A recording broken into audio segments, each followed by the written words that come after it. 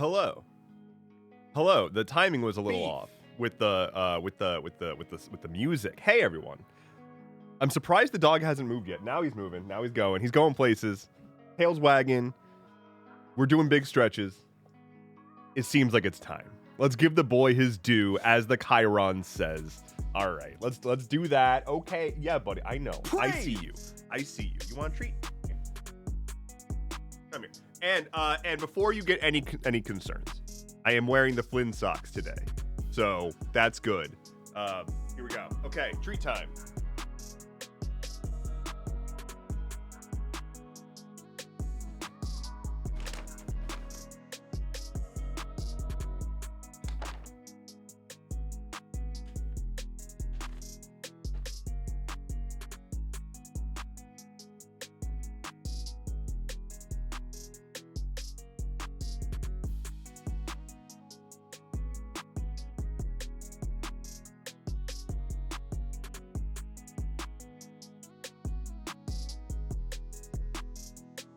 Amazing. Gotta make sure he hams it up for the camera, you know? Cams it up for the hamra, if you will. Oh God. It's gloomy outside this morning, y'all, and I'm feeling it. You know, like when it's rainy and nasty and you're like, oh man, my brain feels rainy and nasty. That's the kind of day that it is today. Are the Flynn socks in the merch store? No, but that's an interesting idea. I'll have to consider that. That's a good one. I'm gonna write that down. Flynn socks merch. Circled. Great. I like rainy weather too, attainers, except for when I'm a sleepy boy is the problem. So, hello everybody. My name is, oh, that's just a single paw in the corner. Let's try that again. Let's try that. Let's zoom on out. Hello everybody. My name is Endeavorance. It is nope. See, now he's leaving the frame. Flynn, you gotta let me get through my, hold on. Please hold. We gotta do this properly. The dog has to be in frame. Otherwise, I can't do my intro. Okay. There we go. Okay. Let's try again. Hello, everybody. My name is Endeavorance. It is Thursday, May 22nd, and also a year. It's really silly outside. It's so silly out there. I don't know what is in the juice. I don't know what everyone woke up and instead of grabbing their orange juice for part of their balanced breakfast, they grabbed silly juice. And it was unfiltered. There was a lot of silly pulp in there. And they just went buck wild with that. And here's the thing. You're not supposed to have silly juice with medication because it can have interactions and it can cause the medication to, like, you know, not be taken up properly. So, unfortunately, it's very silly outside. And I couldn't do anything about it because of the aforementioned epidemic of silly juice, which is to say, they passed the spending bill in the House last night, and it's really bad. It still has like a lot of the shitty everything in it, and it passed 215 to 214 in the House, passing because there were 3 dead Democrats who weren't able to vote.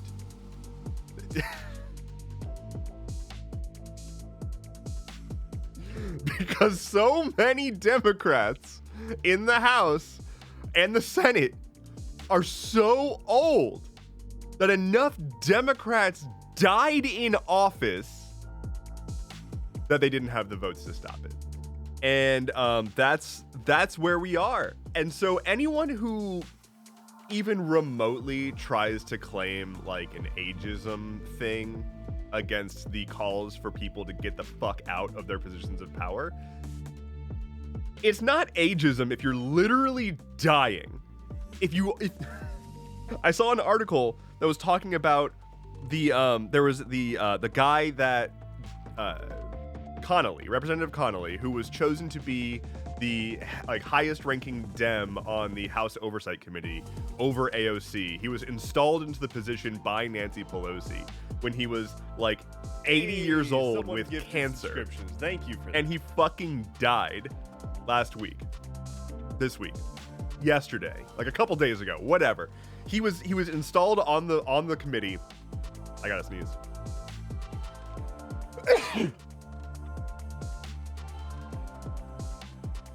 Wait.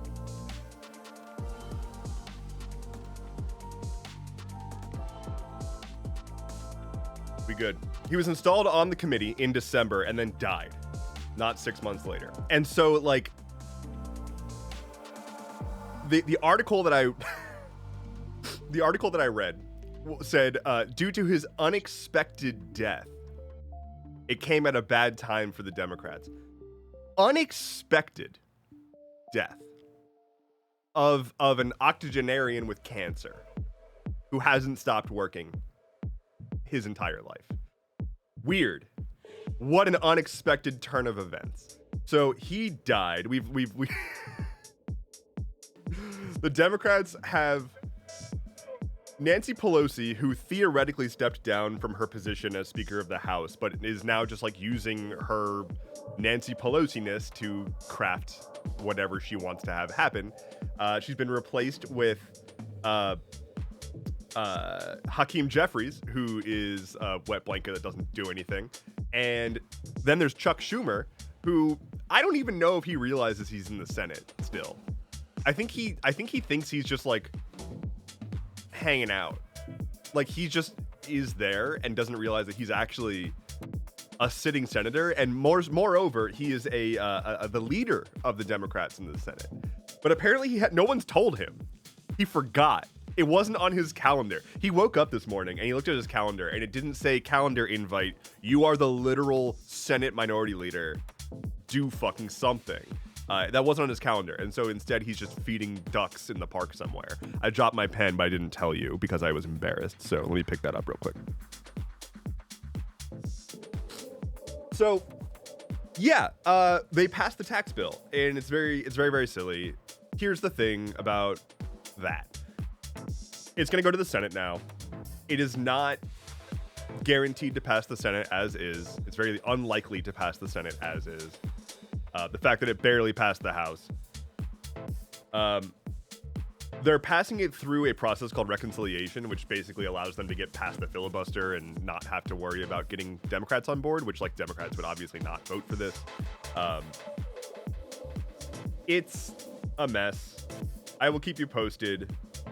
They're trying to get this to Trump's desk to sign by July 4th, of course. And I think it's going to be a very different bill by the time it gets to him.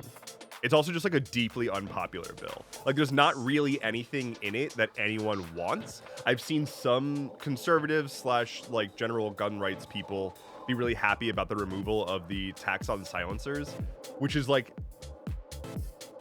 I am floored that anyone gives a shit. If you are in a place where it's yeah, I want to buy a silencer for my gun, but it's got a tax on it, and that's just really impeding my freedoms. Okay. I'm not going to tell you that you're wrong for being happy about the removal of a tax on a thing that you enjoy. You're not wrong for it. I'm just confused as to why that is enough to be considered a silver lining. If I was told that they're gonna reduce taxes on, I don't know, video game sales or something, cool. But if the rest of the bill was also millions of people will lose health insurance and all these social safety nets are getting gutted and we're rolling back environmental protections and selling off federal land and all this other shit that doesn't actually improve my life in any way and in fact makes it significantly worse, I don't think I'd be well, yay for the video game. But yeah, it's a bad bill. And the conversation I've seen online in conservative spaces about it they're unhappy because it increases spending and the debt ceiling and everything. Like, they don't want it to increase spending at all. They want it to reduce spending. And what this is doing is not reducing spending. It's cutting taxes to the rich, which is where we need to increase taxes to cover the spending that we're doing, while also increasing spending by way of funding the military further and all that stuff. So I wanted to get this out of the way first because it is not something that I wanted to like zag on people in the middle of the stream with, but just know that no one's happy about this, like truly, and it's going to be a mess as it goes through the Senate for a while. So we'll see how it changes. Let me catch up on chat. I just wanted to get, that was top of mind, and I just wanted to get that out of the way. Let me catch up on chat, say hello to some folks, see who's here, reply to some things. We've got plenty to talk about today, and then I'm probably going to play some more Palia later? Maybe? Now that I'm not going to be just like destroyed by hidden eggs. That does sound like appealing. Thank you for the hydrate. I appreciate it. I was a thirsty boy from the sneeze. All right. Hello to Jordally Poopoo, Cata Supernova, Firestorms, Christoph, Ollie, Ice Cream Socialist, Attain, Nadastra, Dusty, Kev, Deepwater, Informal Goblin, Mike, Taco Crew, Taliesin, Tree Fox, and Cartoon Mortal. Hello to all of you. Oh, we've got movement. We've got bedtimes happening. Gotta make it cozy though. He's like, get this shit out of here. This is not how I wanted it. Yes, it's exactly how I left it last time, but I hate it, and I hate everything about it. And so I gotta change it, because it's the worst. It's horrible. Ooh, color spin. Not bad. We've been getting a lot of melon-style colors recently. I dig it, I dig it. Let us see here. Let us see here. Informal Goblin is streaking through the chat. That seems, you know, everyone's got different comfort levels. Wow, Flynn's really going for it right now. All right. Cartoon Mortal says, I made it. I'm glad you made it. Perfect dog. He is a perfect dog. I agree, Dusty. Like, look at him. He's just entirely dog. I had a theory yesterday. A theorem. Yo, this purpley pink. Yo, now that's a color spin. Oh, I dig it. I'm also a sucker for like purple and pink, so that's not fair on my part. I have a theory. I have a theorem. I have a theorem, right? The perfect sized dog for any given person is inversely proportional to the size of your hand. If you are a like average sized human being with a relatively average sized hand, what you want, the exact center of this relationship, right? Of this inverse relationship, the exact center, the midpoint, is if the average human hand perfectly fits on the head of your dog. And then you can give him the scratchies like this, right? That's the midpoint. From there, the bigger your hand gets, the smaller your dog should be. And the smaller your hand gets, the bigger your dog should be. Now, most people would probably say it's a direct correlation. If you've got a big hand, you want a big dog so that you have your hand cover their whole head and scratch. No. If you're a big boy, you need a tiny little dog. And if you're a tiny little guy, you need a huge dog, like a Newfie, like a Great Dane, because otherwise, what's the point of living? I had an old flame back in the day. I'm gonna start using that term. That's a fun term. She was tiny. She was very, very little, very, very little person, and like maybe 5 feet, like 90 pounds soaking wet. And she had this giant Newfie, this giant fucking black Newfoundland dog, who was essentially furniture.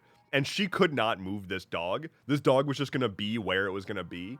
She could literally sit on it. She could sit on the dog like a sofa. It's perfect. A very good stepson, says Mo. Indeed. You are all Flynn's uncle. Regardless of gender, you're his uncle. Catching up. Silly goose juice. Well, we don't want to puree the silly gooses. They're not so bad. Good morning, just got off the night shift. Hello, Taco Crew. I hope the night shift was good to you. I hope it wasn't too dark and lonely and full of terror. What's that from? Game of Thrones. For the night is dark and full of terrors. That's the quote. That's the quote. Let's elect dogs instead. I don't disagree. I feel like I would rather politicians just like fight it out, and at least dogs would just do that naturally. Taliesin says, good afternoon, lovelies, or good morning to most of you. Is it afternoon for you? I feel like it's probably afternoon for you. I think I knew that.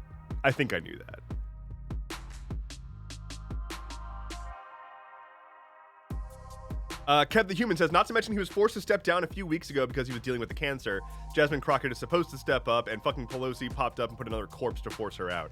Yeah, so Pelosi cannot help herself and just has to make sure that everyone in a position of power among the Dems is just the oldest fucking person available. And I would guess that a lot of it has to do with deals that she's made in the past where she was like, you do me this solid, I'll put you in a position of power later.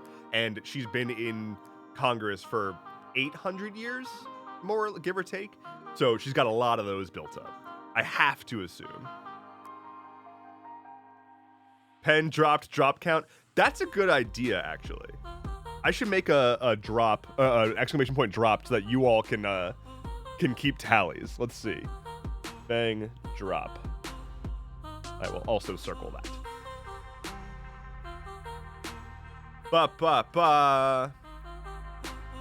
Occupy Intimacy. It's a great book on relationship anarchy and the history of different communities and how they interact with anarchy. Genuinely has been one of the most informative books I've read. That's interesting. I have not read that one. But I really like... One of the reasons that I tend to align more with anarchists and anarchistic approaches to things is the rejection of assumptions, right? You make a bunch of assumptions and a lot of implicit assumptions and rules that you've invented for yourself that you're trying to live by, that you don't even realize that you're trying to live by. And the process of identifying those things, pulling them apart and questioning why is this the way it is? And is it beneficial to me, society, and what I want from the world?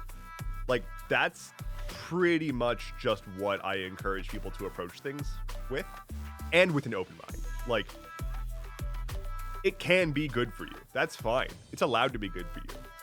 But maybe it won't be, and maybe changing it will be much, much better.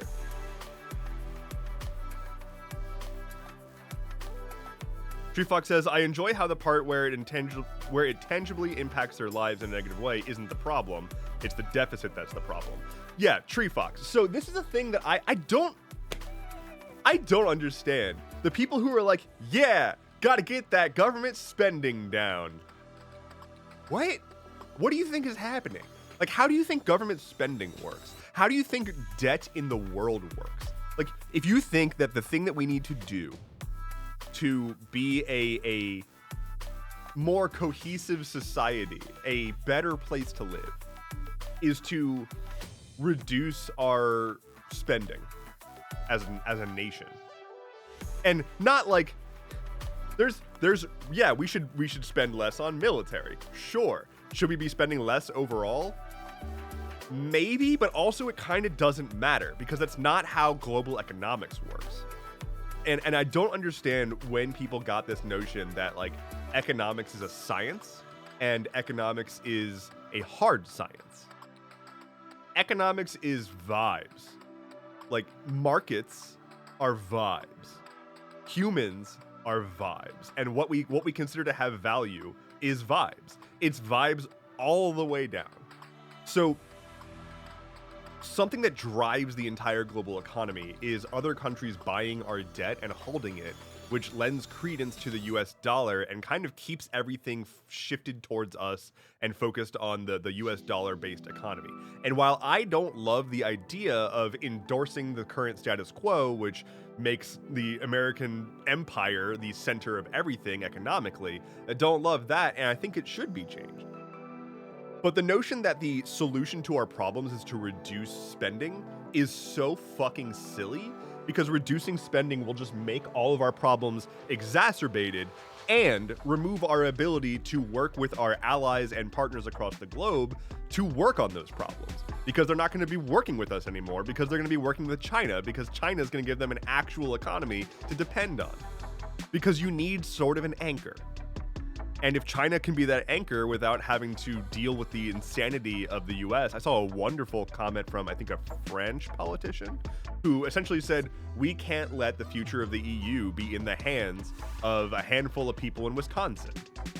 And he's right. Like, if we are going to be just flailing around and wasting everyone's time and fucking with all of our policy all the time, no one's going to want to deal with us. They're all going to go to China. And that's, again, I don't have a huge stake in that. Aside from, I would like the quality of life for myself and the people that I love and care about and my countrymen to go up over time. And that's not what's happening. And reducing spending will not do that. It will not make it go up. It'll make it go down. And it'll make it harder to go up in the future. So I took a screenshot this morning from one of the Congress people who voted on this bill. And he said, we're clamping down hard on wind and solar. That's a good thing. Why? I don't understand. Even if we lived in a world where climate change wasn't real and wasn't the agreed upon thing that's happening, right? Even if I gave you that, which is not the case, but even if I gave you that, why would you be excited about passing legislation that prevents investment in additional forms of energy production, which could be more potentially helpful in certain areas that don't otherwise have direct access to local energy production?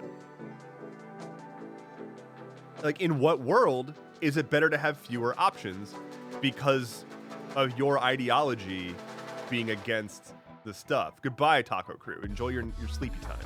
Please go sleep. Anyway, it's very bizarre. It's very bizarre, the whole, like, we need to reduce our spending. We need to reduce the budget by any means necessary, because, like, that doesn't do anything. It doesn't mean anything. Actual investment in the economy and investment into people's lives and health and ability to go do things, the ability for parents to go participate in the economy rather than have to spend literally every single cent on just barely existing, the ability to have a family that either can live off of one income or reasonably pay a nanny, which creates a job per household, or more daycare support and funding those daycares so that the kids have the opportunity to have a stable foundation and can grow up in a stable environment and have more opportunities growing up to learn the skills that need to be learned to make this country function. That is how you make the country better.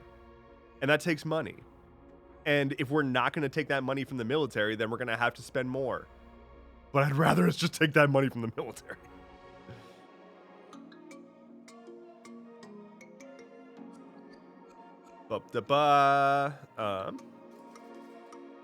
GOP heard the word tax and blacked out from slamming the pass button so hard. It's fucking crazy, because, like, I see conservatives online, like, talking about how much they love everything that this administration is doing, and then the second that they actually get to any sense of policy, they're like, I don't think I like this, actually. Wait a minute, what? Well, I love everything this administration is doing, but this and that and these other things and this and this and that, I don't like those, and these and that, but I like everything they're doing, and this is what I voted for, except for the entirety of the tax bill and the healthcare bill and the foreign policy that we're doing and the foreign spending that we're doing, and the reductions in the government didn't really go the way that I thought it was going to go, and it's just like, well, then what the fuck? And they're like, oh yeah, and the tariffs. The amount of conservatives that I've seen celebrating Trump's victory on the tariffs because, quote, my investment portfolio is back to where it was before the tariffs were announced. Okay. So there's been no progress. So we did all of that and nothing happened because we've hit pause. They just can't, they can't help themselves. They truly can't get over the weird pride of like refusing to accept anything from the government ever, including like the ability to live.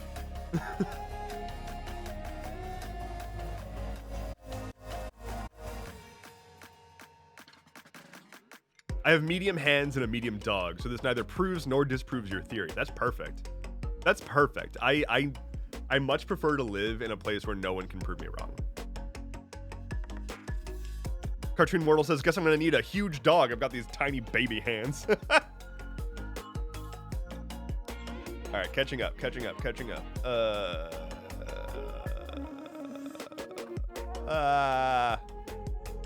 catching up.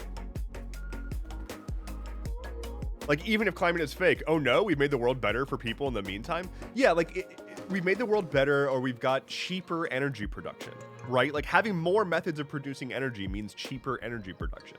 But, like, it's the fact that he would sit there and say this is a good thing, which is just like, it's a good thing because you were paid off to do it. You were paid, like, who is this good? Literally no one is like, ah, yes, this is good. I'm glad that solar energy is being blocked. Like, no one of actual consequence, right? There are genuinely people out there who truly believe that, like, wind farms cause cancer and solar farms are going to drink up all the radiation from the sun and burn out the sun or something. Like, people think these things, and those people vote and procreate and drive, which is terrifying, but they are also a very small minority. They're loud, and they're often replicated by bots, but they're a minority. Taliesin says, oh, Dev, my denim jacket from your store arrived this morning. Hell yeah. Awesome. I hope it fits great. I really like it. I really like how it came out. It makes me happy. It's got the emblems. Feels good, fits good. Nice weight, not too heavy. Really, really, really good like spring fall jacket, I would say. Like yeah. It's really good, actually. Thank you. I'm glad that you agree. That makes me really happy. Really looks good on you, Dev. Well, thank you. I appreciate that too. I've never been a denim jacket guy, but very suddenly I'm a denim jacket guy. What can I say? Perfect weight and fit perfectly. Awesome. Awesome. Someone asked me about the weight for the purposes of like wearing it while riding a motorcycle, and I was like, I do not have this information and I've never once thought about fabric weights in my life. I didn't realize this was a thing, and I went on a journey learning all of that. I'm gonna be sewing patches on soon. Hell yeah. Oh yeah, I should probably get the patch. I should get more patches and put those on, huh? That would make sense. That's like the whole point, right? The denim jacket is the gay agenda. Thank you for participating. I've seen a lot more denim jackets out and about recently, and it's either the gays or the 90s. I don't know which one it is. It could be both. But the 90s are definitely coming back in a big way, and the gays are definitely coming out in a big way. See what I did there? Do you see what I did there? Hello, Ada Scout. How is it going? Both is good. We're what? You're coming out. Get it? Get it? Like, get it? Oh god. I literally have on my notes 3 dead Democrats. Like the words 3 dead Dems is on my notepad to remind me to be clear that 3 fucking Democrats have died in office and were not able to my god. So old. Oh god, it's just like they just cannot have a thought that makes sense. Like, all of their thoughts are so deeply rooted in their interpretation of how like political norms should happen. We essentially have 2 parties in America. One party is hell bent on going after everyone and the other party thinks that it's uncouth to go after people, so they don't go after the party that's going after everyone. And the entirety of the people who are the base of the Democrats and are closest to the Democrats, which is anyone who's not literally a Nazi, you are closer to a Democrat than you are really anything else, which is not a great option. It's not a good thing. It's just the best we've got. Like, they're being yelled at to listen to anyone, to like have a progressive platform, to work for the working class and people. And they're like, well, then I would have to stop taking massive corporate donations. So no. And they're just maintaining. And the Democrats' approval rating right now, last I saw, this was a couple days ago, the national approval rating for Democrats is negative 17%, while Republicans are somewhere between, I want to say, 0 and 4% approval nationally. So, like, the Democrats are less popular nationally than Republicans right now during all of this insanity. That is how bad they're fucking up. And they're just not learning anything. They brought on David Hogg, who, like, I don't really know much about him and, like, don't really have an opinion, but they brought on David Hogg as a like vice chair, or, like, you know, the VP or whatever of the DNC. And when he tried to suggest, like, hey, we should, like, change our messaging and primary people who are being useless, they tried to oust him. Like, they're trying to get rid of him. They don't want to change. They truly don't. And so I genuinely am afraid at this point of the Democrats just, like, not making any progress on the midterms. Because, like, at this point, they think that it's just, they can go down they think they can just, like, rely on Trump being Trump again as their platform. Can the background music be turned down a scotch? Yeah. Yeah. Is that better? I mean, it's also a quieter part of the song now, but hopefully that's a little bit better. I can also turn myself up. My mic is a little turned down, so there. Turn myself up, turn the backing track down a little bit. Hopefully that's a little easier.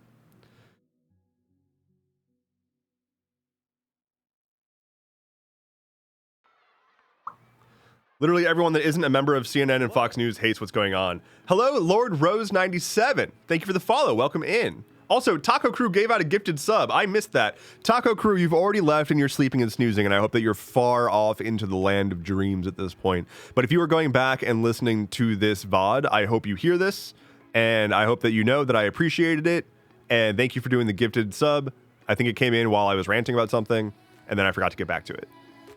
So this is for you. Shout out, Taco Crew. Okay.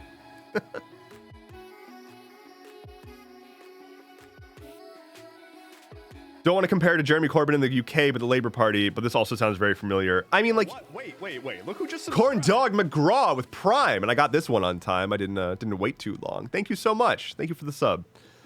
Yeah, the UK isn't doing super great either, from what I understand. And Jeremy Corbyn is doing a lot to, I think, like, cut immigration and shit, which, like, I am not there. I do not make assertions about the political dynamics of countries that I don't live in. I will comment on them, but I will not give, like, I will try not to give too much insight because I don't have insight. I know that immigration has been, like, a top issue politically in the UK. I also know that immigration has been a top issue politically in the US needlessly. So I don't really know what the fuck is going on in the UK in terms of the actual issue, if there is an actual issue. But I recently saw that they dropped immigration by like 50% under Corbyn so far.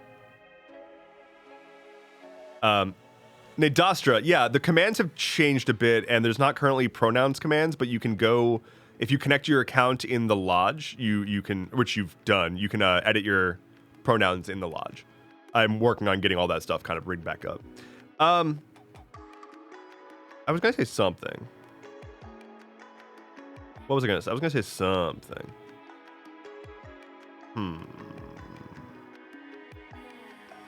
Yeah. Okay. So yeah, Democrats are just like incapable of actually learning something. And I think largely, again, like they don't want to change. That's why the leadership is not stepping down. They don't want to stop taking these massive corporate donations. They don't want to actually push progressive policy because then they would lose these massive corporate donations.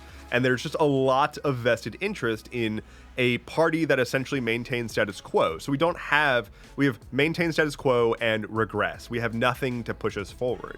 Like the Democrats sort of have some policies that are kind of considered vaguely progressive in the United States of America and nowhere else, like raising the minimum wage to $15 an hour, which is still like $10 an hour under where it should be, and even then it should be higher.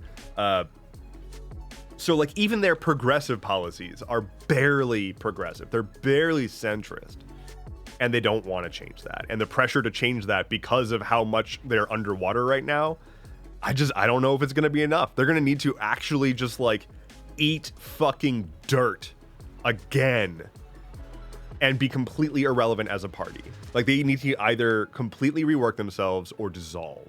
I don't see them changing until like otherwise all of their old people fucking die off finally.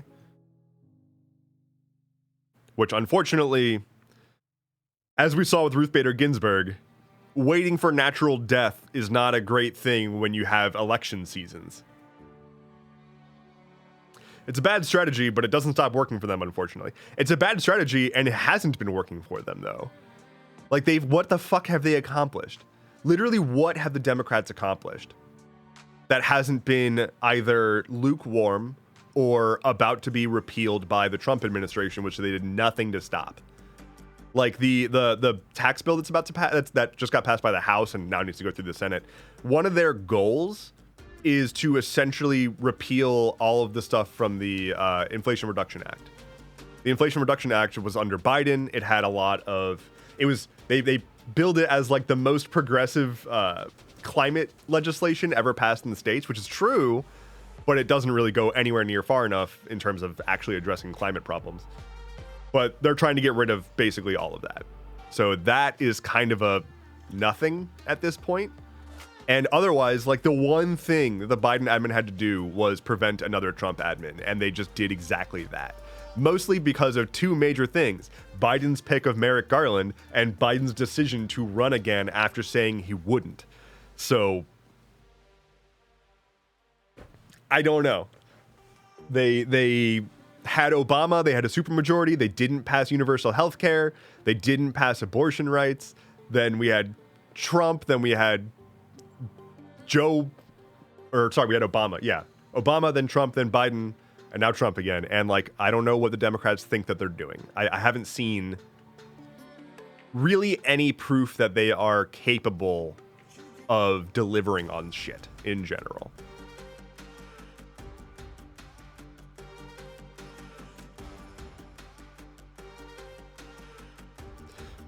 Tellison says, Starmer's the PM, agree on the immigration thing. Corbyn's the ex-Labor guy. They asked for being too social. Sorry. Yeah. Starmer, I get Starmer and Corbyn mixed up. Can't have two left-wing opinions in the Labor Party because they're consistently trying to appeal to centrists. This is what kills me, this notion. That's the thing. The Democrats keep saying we need to appeal to centrists, which, again, is just like them protecting their desire to remain a centrist party. They want to appeal to centrists because they are a center-right party. They don't want to appeal to progressives because they're not a progressive party.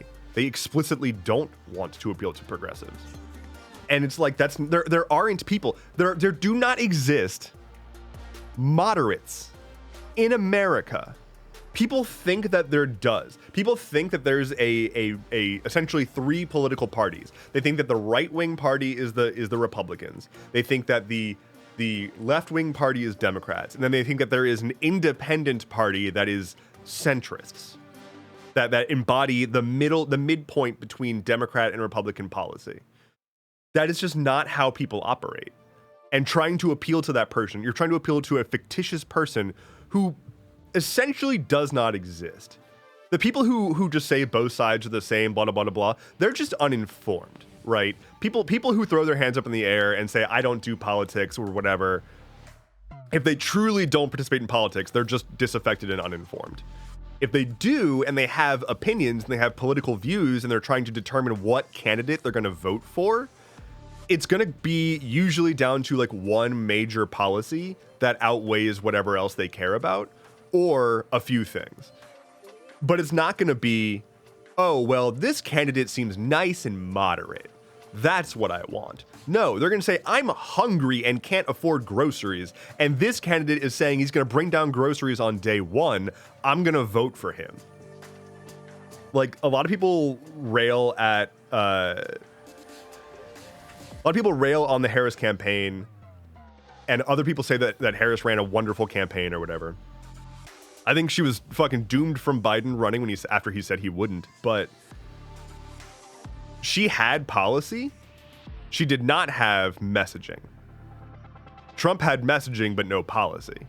And messaging is what matters. Policy doesn't fucking matter. Policy does not matter in politics, which is really sad, but it's also true. The public sentiment has virtually no impact on what policy gets passed.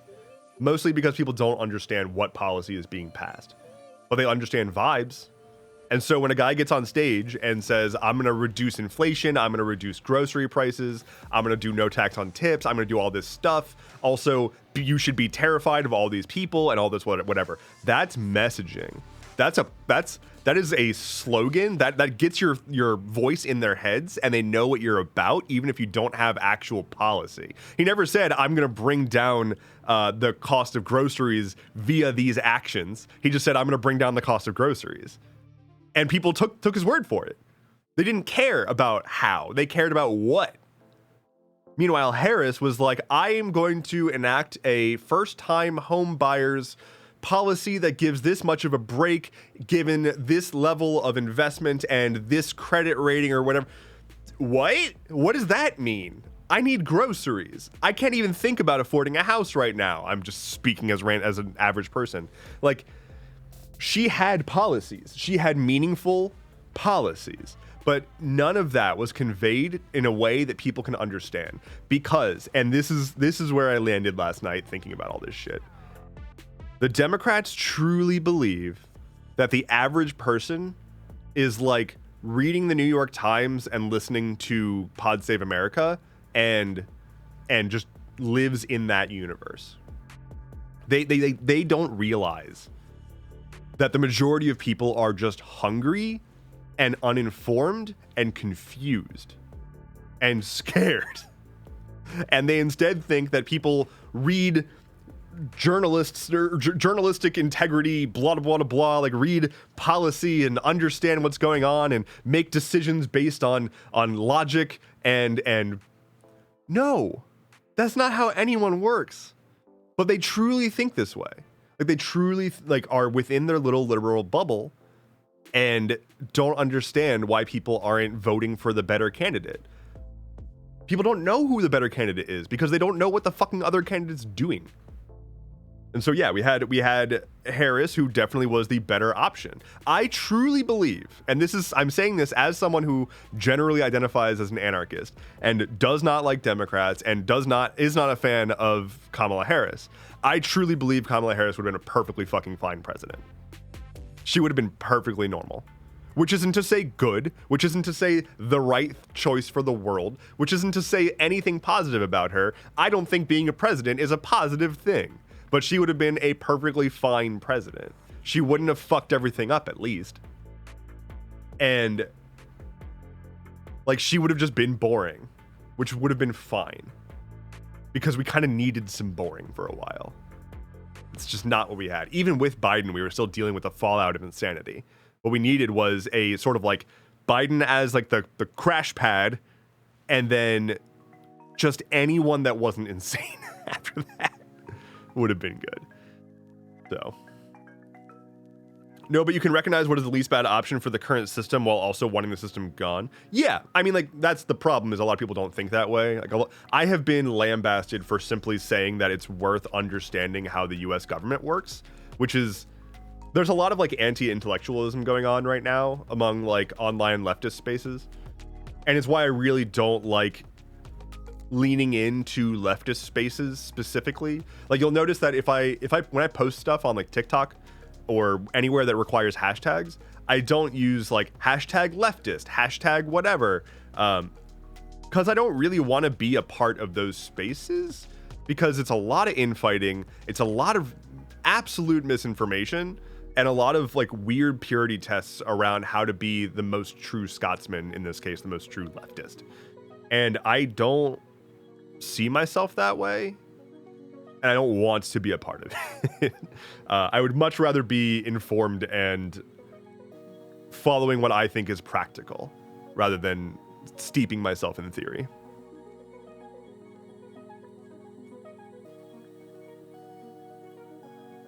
I have family that allegedly voted for Trump because Democrats are anti-cop. That's the other thing. So a lot of people on the right, and the Republicans have been so successful at this, and again, this is where Democrats completely fucked up their messaging. The Republicans have been incredibly successful at rebranding Democrats as radicals, which is whack. Like, the Republicans have done such a good job of saying, no, look over there, while they become wildly radical. Like, objectively, wildly radical. And then they turn around and say, no, it's the Democrats are radical. And we are basically suffering from the fallout of Republicans successfully convincing the entirety of their base that Tumblr posts are what the average Democrat is. Like the whole blue-haired Democrat, blah, blah, blah, blah, genders, there's only two genders, all that stuff is retaliating against like a tiny, tiny subsection of Tumblr from like 2011 maybe. And they haven't gotten over that. They haven't gotten over seeing someone on Tumblr say that they are non-binary. They just haven't. And so they convinced their base that Democrats are all this like wild amalgamation of super progressive thinking, when in reality, that is not the case in the slightest. Like, the majority of Democrats are just right wing. And they, again, I already talked about how they don't want progressive policy. They just want to receive corporate donations. So yeah, like, we don't have, there is no counter narrative to that. The counter narrative is unproductive, right? The counter narrative, the one that Democrats push, is Republicans are dumb. That's not helpful. That is ostracizing, and that neuters your base's ability to understand what their countrymen need. It's not like Republicans don't have needs.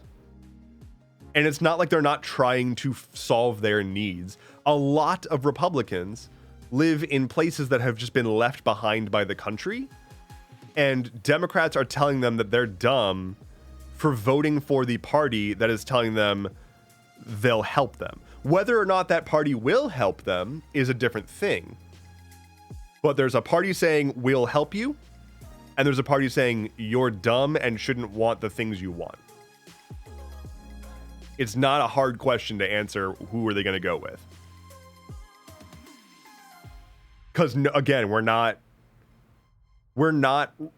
hyper rational creatures that say, well, you know, I have this desire, but for the greater good and looking at the bigger picture and all this stuff, the average person doesn't have the luxury of being able to do that. And it's not their fault. It is not their fault. Now, they should have the wherewithal to sort of like seek out self-determinism and reach that point. But if you don't have the space to have some time to think and reflect, which most people do not have that space and luxury, you're just not going to get there. So unfortunately, the messaging definitely worked on one side, definitely did not work on the other. And meanwhile, the only people who are actually speaking for a progressive movement are some fringe politicians and otherwise creators on the internet who either don't know what the fuck they're doing, like me, or are just like completely underfunded, like me. There's no funding. There's no money in online progressive politics. There's just like not. There's plenty in liberal and definitely in conservative politics discussion online. There are networks for supporting conservative commentators on the internet, including Russian-born networks that were paying American political right-wing creators directly. But like, there's just not money. There's not money from like a lot of leftists won't take money from a political committee or whatever to begin with, out of like, you know, obviously, like I'm not about to take money from a PAC. I am not about to take money from the Democrats. I am not about to take money from basically any political entity, mostly because I also don't see myself as exclusively a political creator, and I don't see myself as a political expert, just someone who's watching and paying attention. But simultaneously, the reality is that a lot of people who are looking towards progressive policy are not the ones sitting on giant nest eggs and hedge funds and trust funds. And so they're not paying out en masse to creators. And this is not me begging for money right now. It's just the reality is it's a lot harder to scrape by when you are trying to stick to morals and trying to not scam people out of money. When you're not the kind of a person who's going to be like, I have this GoFundMe for this project that I'm doing to build a part of Trump's wall. If you pay me money, I'll build a section. We can make it happen together. Like, that's a thing that happened. A right-wing commentator put together a bullshit GoFundMe claiming he was going to do direct action to make some of Trump's policies happen, and then he just left with the money and like bought a yacht or something. And then they just keep going on. They just keep going. Landrose97, hello, says, funnily enough, Tumblr has chilled out since then. Tumblr is a pretty great place right now, honestly. Like, if you want a place to just like browse random shit, Tumblr is a good option right now. Better than most other options right now. Someone scrolling Tumblr right now, seeing posts from 10 years ago being screenshotted for talking points is such a throwback. Yeah, like, they're still posting the clip of like the blue-haired liberal girl crying when Trump got elected the first time. They're still on this. Like, every single piece of every conversation that conservatives have on the internet right now is them telling each other that libs are upset about this for anything. And like libs don't need to be upset about it. They just say, oh, here come the libs being upset. And there's no evidence of the libs being upset. They're just, that's just all they want. And unfortunately, pissing off the libs is still not policy.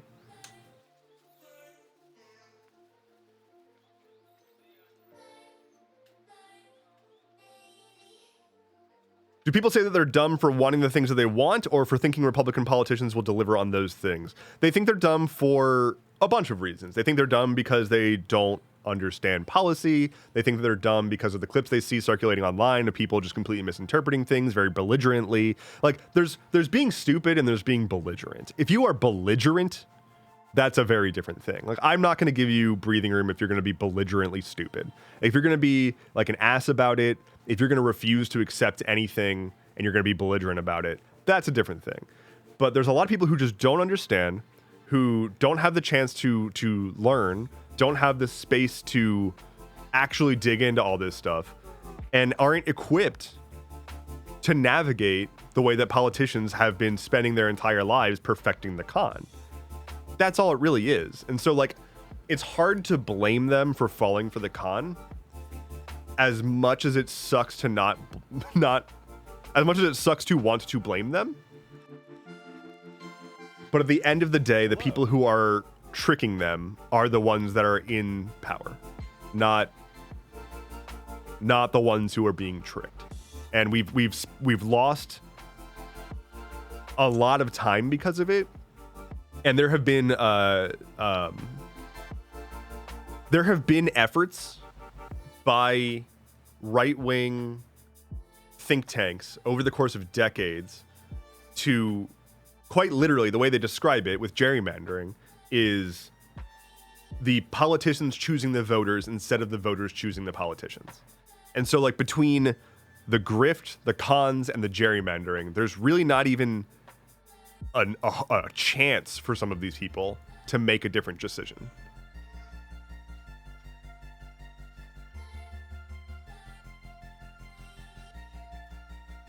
Chris Lowell says Tumblr is joining the Fediverse soon, so you could live there even harder soon. That's good to know. I remember seeing that there was murmurings of Tumblr joining the Fediverse for a long time, and they went back and forth on it. Is that actually happening now? I guess the WordPress stuff was kind of a sign. Yeah, more shit should have Fediverse support. I'm still mad about Blue Sky. Like, I use Blue Sky a bunch, obviously. I'm still mad that it was more successful than like the Fediverse or Mastodon. And I totally get it. I absolutely 100% understand why, but I'm still mad about it.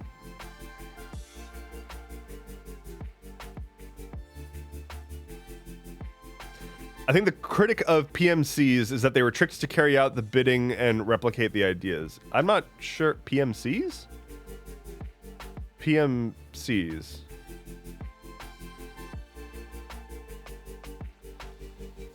People marrying Courtney. Is that what PMC is? Courtney has a lot of partners, I will say.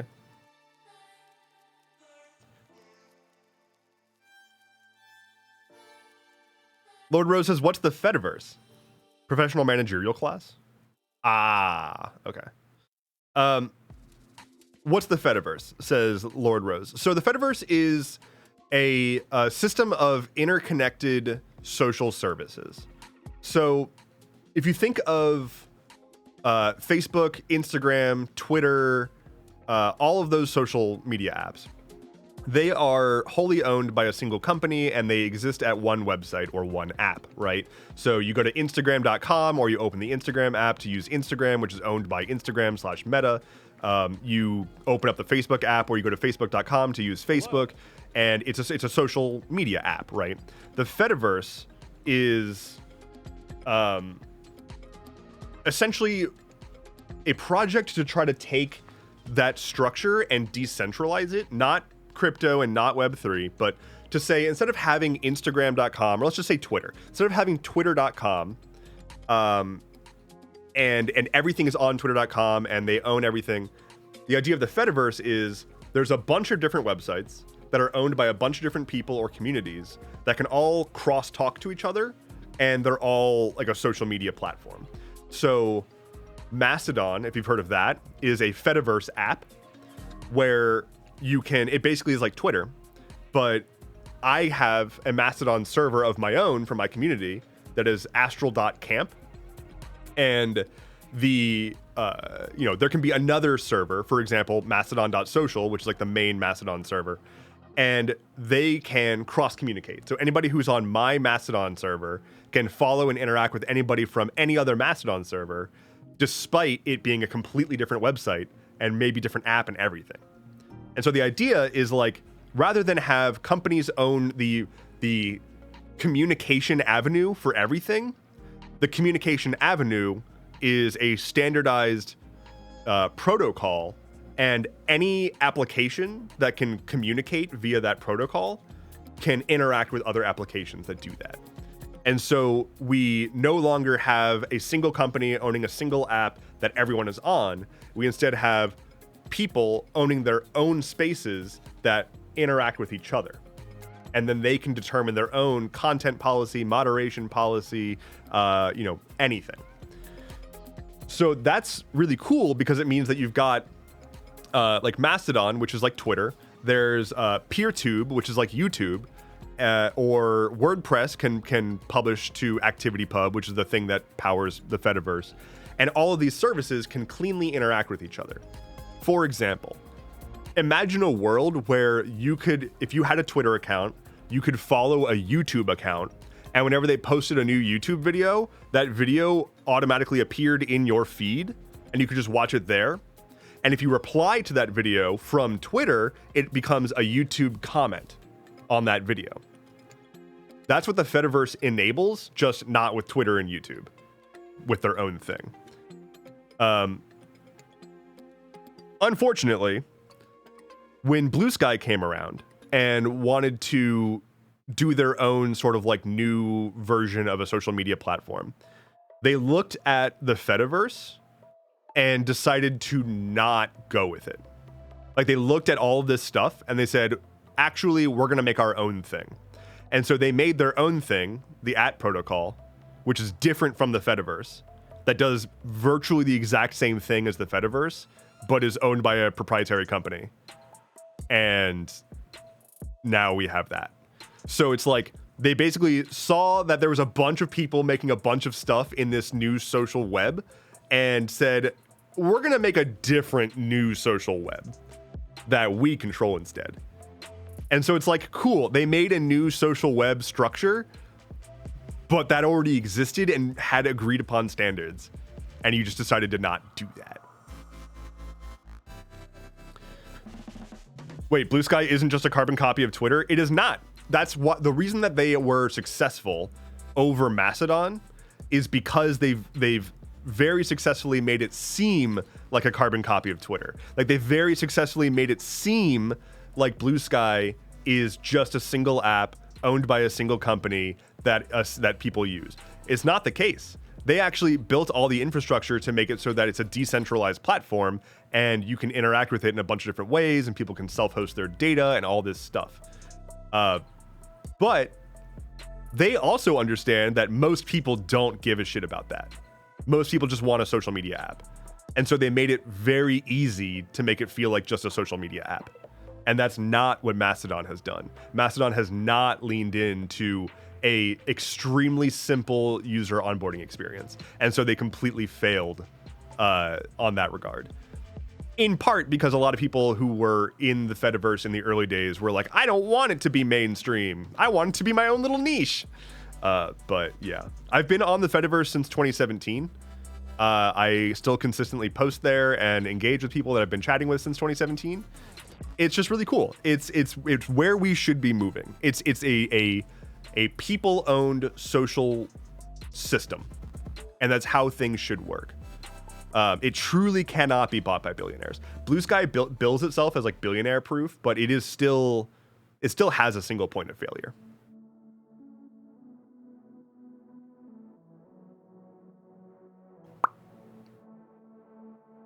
Chris Lowell says, I've got a list on Mastodon that's PeerTube pages, and it's basically a live sub feed. Like, yeah, you can. The fact that if we leaned into the Fediverse, people could have a single social app that can interact with every other type of social app, and you wouldn't have to install or learn new shit.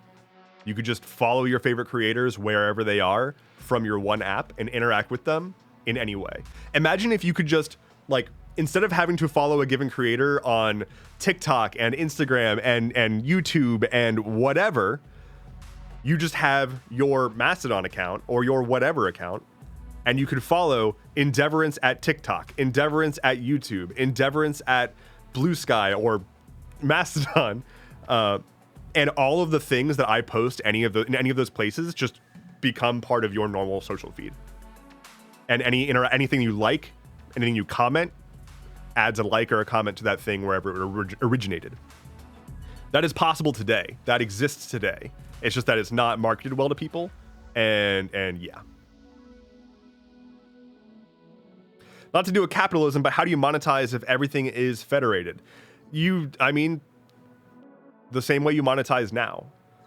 You get brand deals if you want to do it that way. You do direct support if you want to do it that way. You do merch sales if you want to do it that way. You do paid premium content if you want to do it that way. Like, you could say, here's my if you want access to my premium feeds, like, you can get all my stuff, but like, I post my stuff to these feeds a week early, or I post behind the scenes content to these feeds, and you can follow them if you pay a subscription fee or whatever. All of that can still exist. And as far as like cost of maintaining the platforms, ideally, if the platforms are owned by a community, the community can self-sustain. If you are on a community-based platform and it's just like run by volunteers, you could chip in a few bucks a month for server costs, or like $1 a month. If you've got a server with 1,000 people and each person donates $1 a month, that's going to more than cover server costs. So there's a lot of ways to go about like ensuring that things keep going. And we could cut out the middleman, right? Like right now, monetizing on YouTube, I don't get the majority of the money. YouTube does. So like if I could monetize more directly, even Patreon, which if you want to support me on Patreon, I would really, really appreciate that. There's my Patreon link, and you can get a bunch of behind the scenes access and bonus content and all sorts of other stuff. But even on Patreon, they take a cut, right? If there was like a federated Patreon equivalent, which there probably is, it'd be nice to be able to just bring my own account and just take payments directly. Never underestimate how people are willing to just care for each other when they have the opportunity. Yeah, absolutely. And like people want to do good. Like people want to have the space to do good. I believe that people who don't do good are usually in a place where they don't have the comfort that they need to have the drive to do more, right? And I think that on average, people want to help each other and see each other succeed, because that's just like the kind of species we are. We are a tribal species. People who don't work that way have divergence in thought in that pattern. Prefix says, I, for one, like to do evil. Just got here. What's up? Perfect. Let's all do more evil. Let's set things on fire. Malcridia Lala says, did I get that at all right? Malcriada Lala says, it is not federated, but Open Collective is an avenue for crowdsourcing that isn't corporate. Yeah, Open Collective is pretty good. It's pretty good. Really just like open support systems. I should probably not be on Patreon. I don't like Patreon as a company. It's just that I'm on Patreon because that's where people know Patreon and they trust Patreon. And that's part of the problem, is people trust these big corporations, largely because these big corporations have spent a long time convincing them that they can only trust these big, quote unquote, safe places on the internet. How many times have you been clicking a link to get off of a website or to go somewhere, and you get a pop-up that's just like, you are now leaving the app. We are not responsible for if you get shot in the face after you click this link. Or like, there's might be a dangerous link. You be careful. Like, instead of teaching people how to use the internet, we've taught them to be terrified of the internet and instead pay Mark Zuckerberg more money.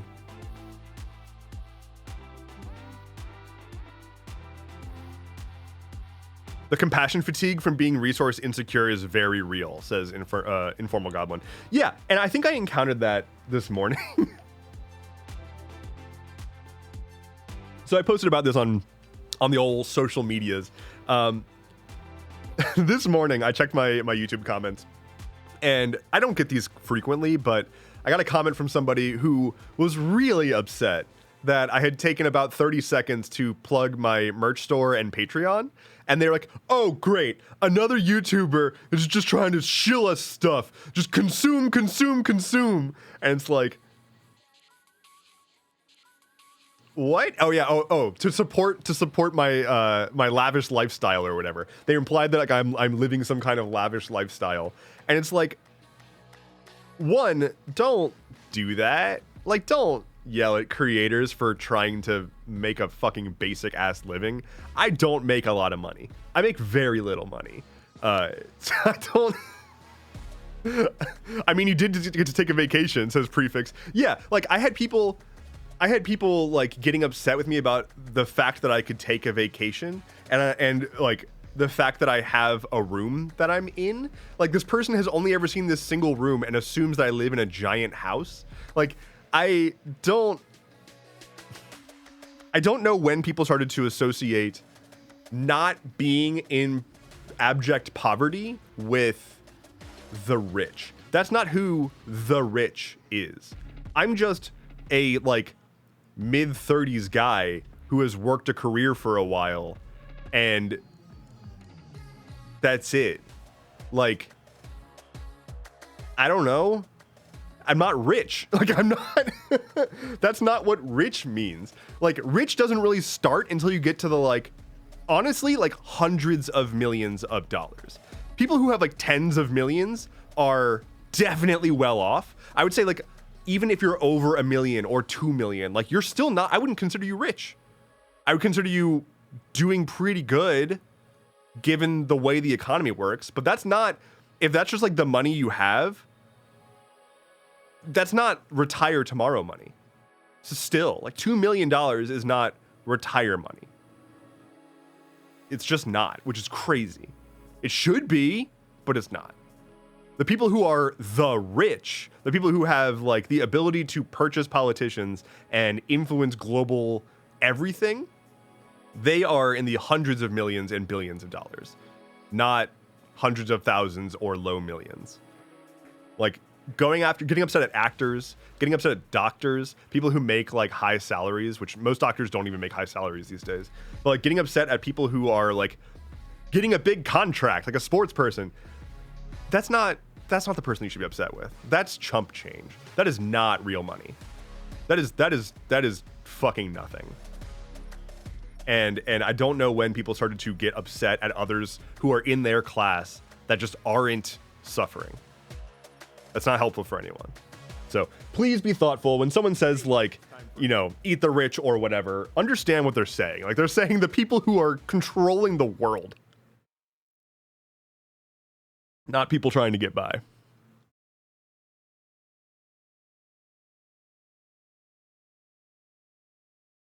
Three months from being homeless, but not 3 months from being a millionaire. Yeah.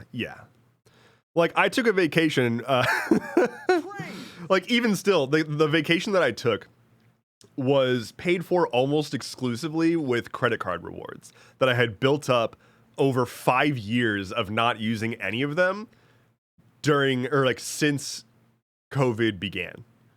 Like I hadn't used, I have exactly one credit card that I put almost every single purchase on and have been accruing points for 5 years.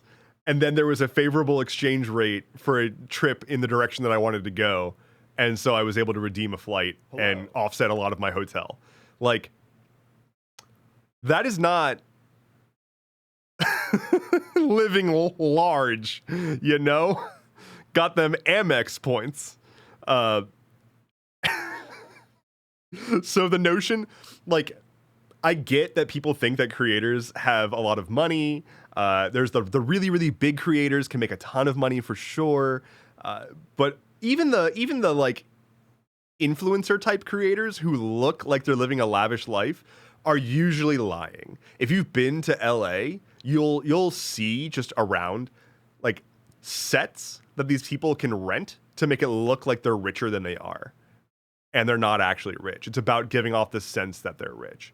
But for people who aren't doing that, we're just not rich and aren't even faking it.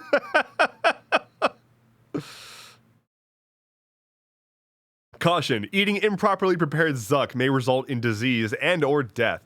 I don't really want to eat any part of Zuck. He doesn't look, of all the billionaires, he doesn't look particularly tasty.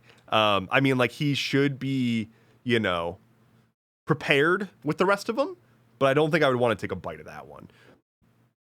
Da Major Sig, thank you for the follow. Welcome in. How's it going? That's a cool way to do it. I do appreciate that I was able to not have to pay a bunch of money for my flight and for my hotel. And also,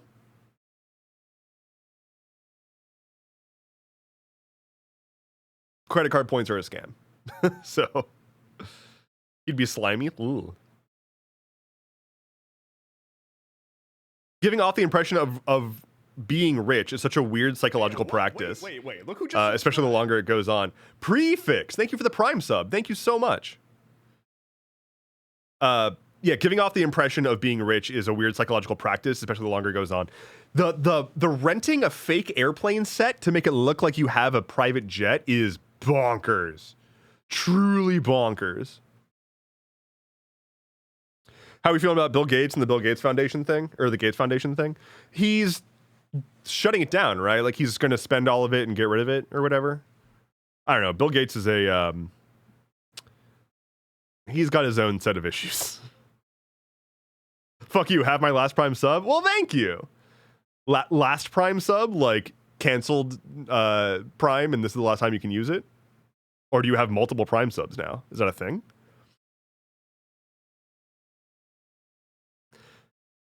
Remember that one Tate post where he said he hasn't seen Star Wars? The supercar was a rental. I have not.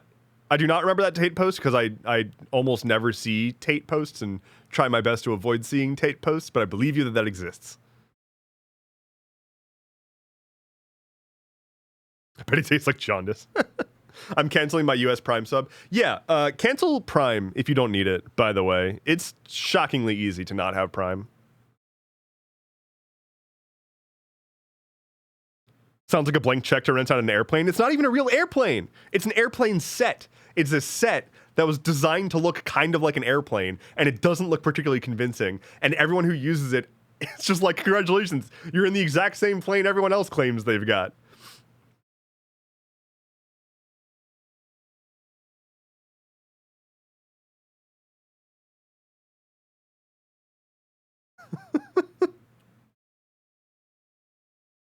Don't use Prime for anything else. Oh, moving to Japan where shipping is about 220 yen. Wait, wow, wait. You're moving to Japan? That's rad. Can I go with? Avoiding Amazon makes your life feel so much better. Even better, use Amazon to... Ooh. Bit of a sunset vibe. Sunset over an icy lake kind of vibe. You can use Amazon to like search for products, and then once you find it, just find the product on that retailer's website. That way you are making use of Amazon's systems and not giving them money for it.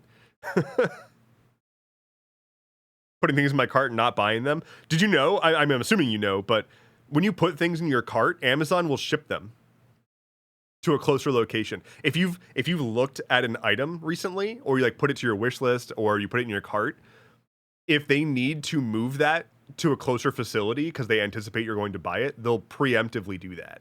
Like, they'll move their stock around. So just add a bunch of random shit to your cart. It's always a bummer when their product only sells through Amazon. Yeah, I need to follow up with these guys. The Leaf Nelson, the company that I partnered with to do, or for the cool sweaters that I've got, they have a storefront on Amazon, and they told me that they were working on a new storefront that's not Amazon, and I really hope that that's ready by next cozy season, because I don't want to do more Amazon affiliate links. If you want to, we're hiring. Got to get back into Eng though. No, I'm good. I think I'm good not doing programming for a long time. Well, that's a lie. I'm good not doing corporate programming for a long time. I love programming and do it all the time in my spare time, but I never want to work in the tech industry again, is where I've landed. I have to read tech speak just for like analyzing market conditions and shit, and it's the fucking worst. Wish I could quit programming, says Allison. I love programming. I really enjoy programming. It's my favorite hobby. I don't want to do it for a job ever again, because I never want to have to sit in a meeting rationalizing why we should take a little bit of extra time to make a piece of our website accessible.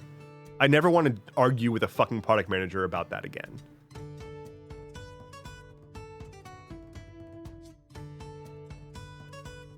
I'm so looking forward to leaving the industry, but my apprenticeship still ain't over for another year. Yeah, I don't really know anybody in the tech industry who wants to stay in the tech industry, or isn't just like burnt the absolute hell out, or what have you. Virtually everyone that I know has an exit strategy, or otherwise is just complaining all the time, because it's a brutal industry. It's like heartless.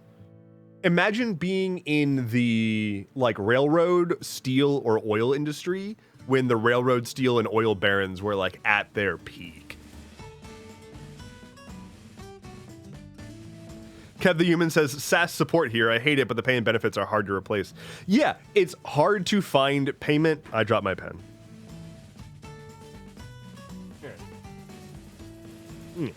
No worries, fun. It's hard to find a job that pays as well or has the similar benefits to a lot of the tech jobs right now, just because there's too much money going around in tech right now. Someone gifted subscription. Taliesin with 2 gifted subs. Thank you. Congrats to Don's Bonds and Political Puppy. We're at 2 pen drops. Yeah, 2 pen drops. And so a lot of people will do that. Like, I know several developers who are like anti-crypto and anti-AI and working at companies that are like crypto or AI. And it's largely just like that job's happening regardless, and someone's got to collect a paycheck, so at least they're collecting a paycheck and then not adding to the fervor. I don't know. But I want nothing to do with any of that shit. And I just don't. I don't know what's gonna happen if content doesn't work out for me. We'll see. we'll see what happens from there. I want to talk real quick about some progress with my TTRPG game, and then I'm probably gonna hop into playing some Palia for a little while. Does that sound fun? Does that sound good? Prefix says, I got an offer for Coinbase, life-changing money, but I turned it down out of morals reasons. Yeah, I know a bunch of people who have gotten like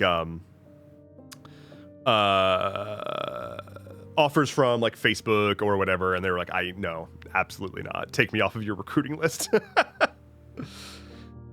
Yeah, so let me pull up Proscenium real quick.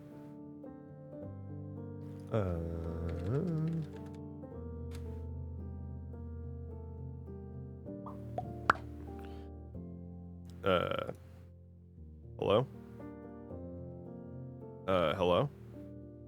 You want to get my hello? Oh my god. Get the thing. There we go. Okay. Bonk. So, oh, I like this color spin. That's a good one.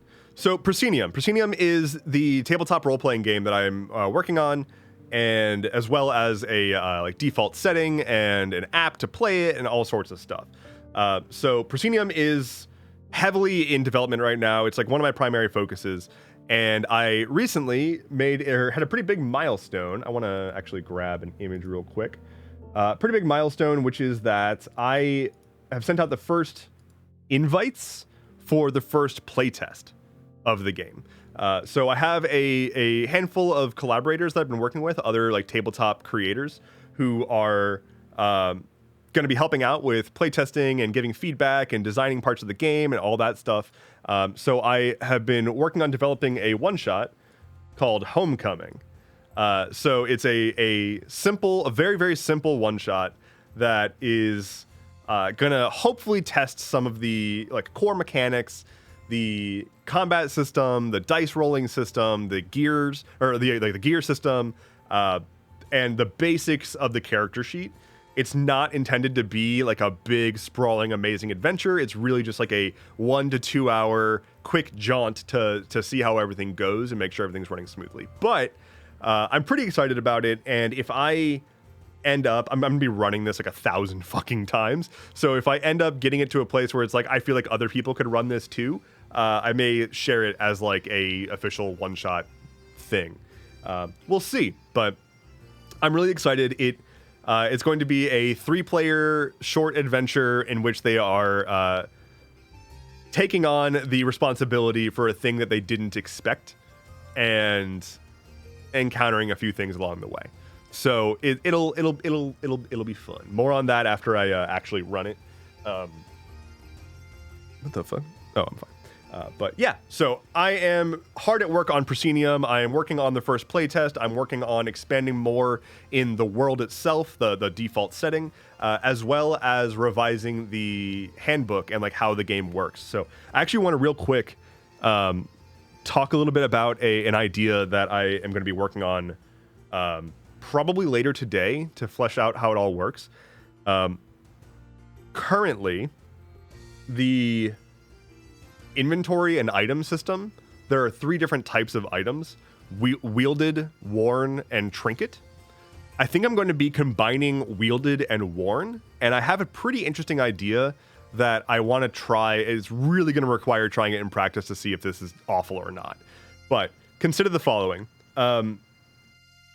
Every character has a handful of equipable item slots, right?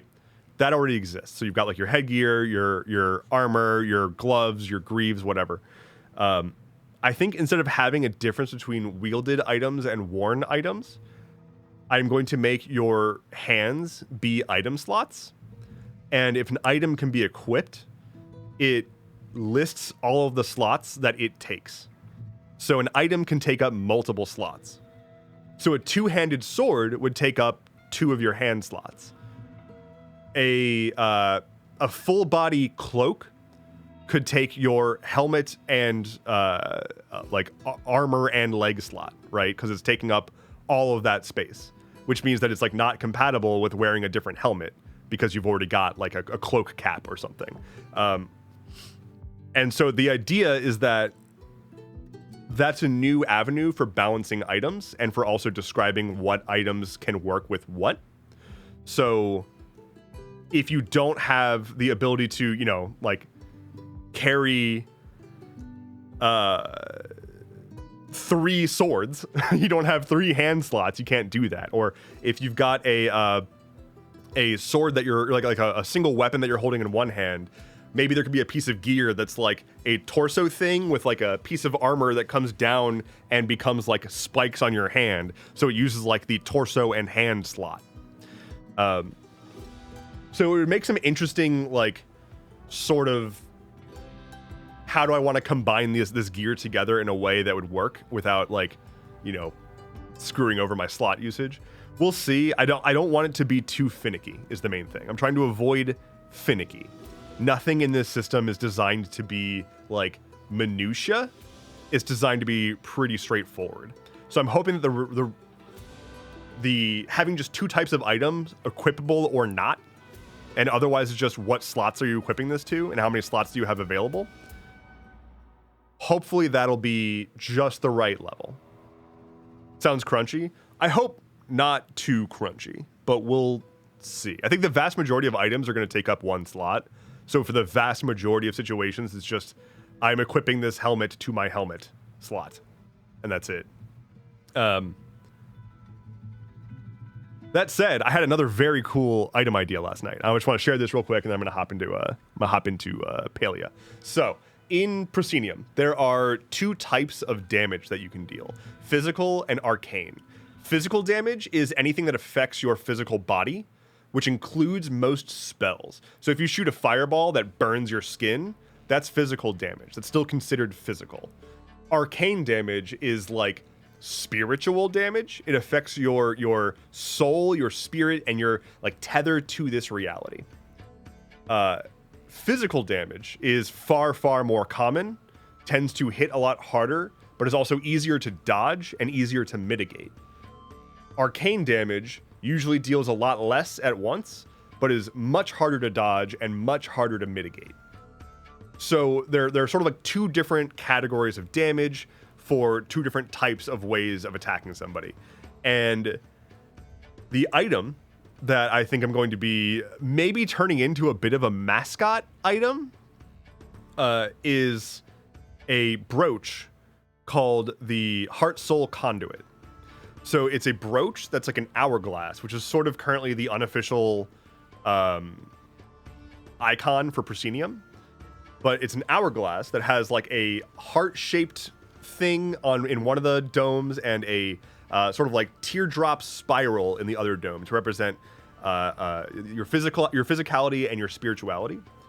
And the idea is when you're wearing this brooch, depending on which way you have it turned, it converts all incoming damage of one type to the other type.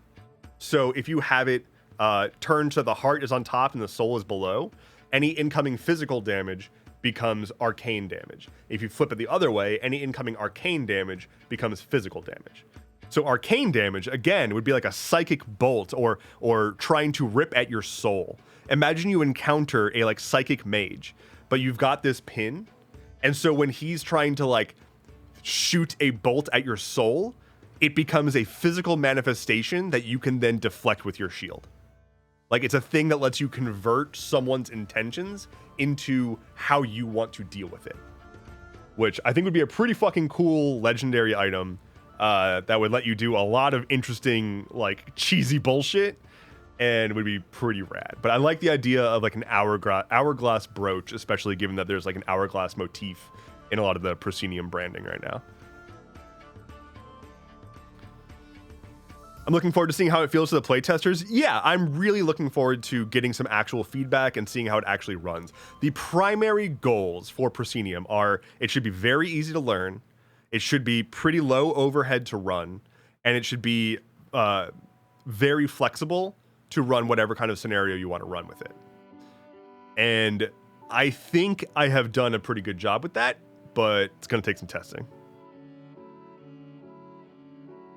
Testing if stuff from the lodge is updated. Well, it very much has. Very cool. Thank you very much. Thank you very much. All right, I'm gonna play Palia for a little bit. Continue yapping, but play some Palia. Oh, the boy is awake. Hi, boy. Should I go see boy? Yeah. Would be interested to read a blog post on the process of development. Ooh. Yeah, there's a little bit of that already on Patreon, but I should do more actual in-depth blog post stuff. But right now, if you want any behind the scenes and like first looks, information on how things are going along, you can get a lot of that information on my Patreon right now. Let's go see the boy real quick, and then we're gonna switch to Palia. Okay.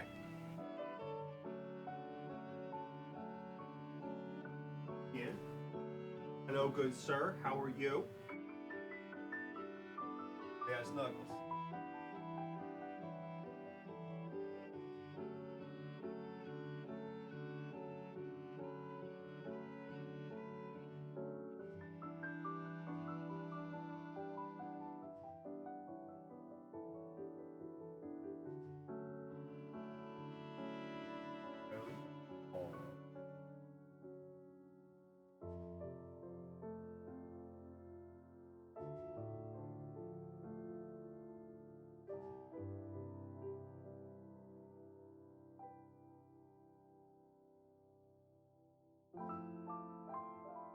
There you have it.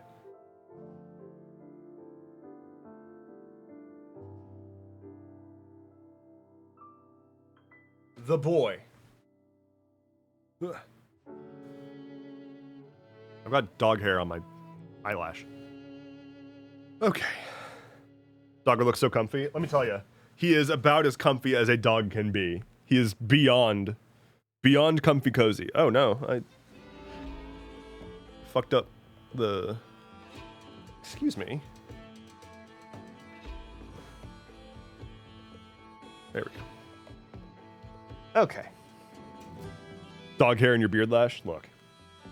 Okay, what am I doing? Palia. I'm doing Palia. Kind of fallen back into love with writing blogs recently. Just finished up one last night about all the JPBS I had to go through. That's cool. Yeah, vlogs are great and should be more. I started writing blogs on my Patreon recently again. I used to blog every day, sometimes multiple times a day on this old community that I was a part of. And I think that's where I got my like penchant for writing in general and wanted to start doing that again. So I've been blogging on Patreon again recently. Just trying to like add more stuff to make it more of a place to be. Launch.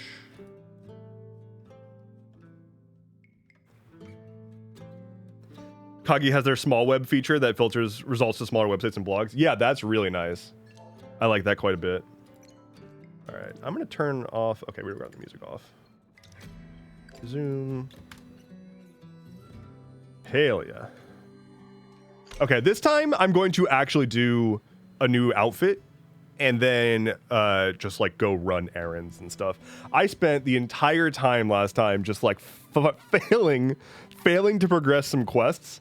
So instead I'm just gonna go like feel productive for a bit. I'm gonna change my stream info. I will not be sidetracked by eggs in Palia. Done. Okay. Okay. Sure. I truly want to try to not get sidetracked by eggs because like I want to go do literally anything else after last time. I want you to know that I essentially spent all day that day trying and failing to find things that I thought that I needed.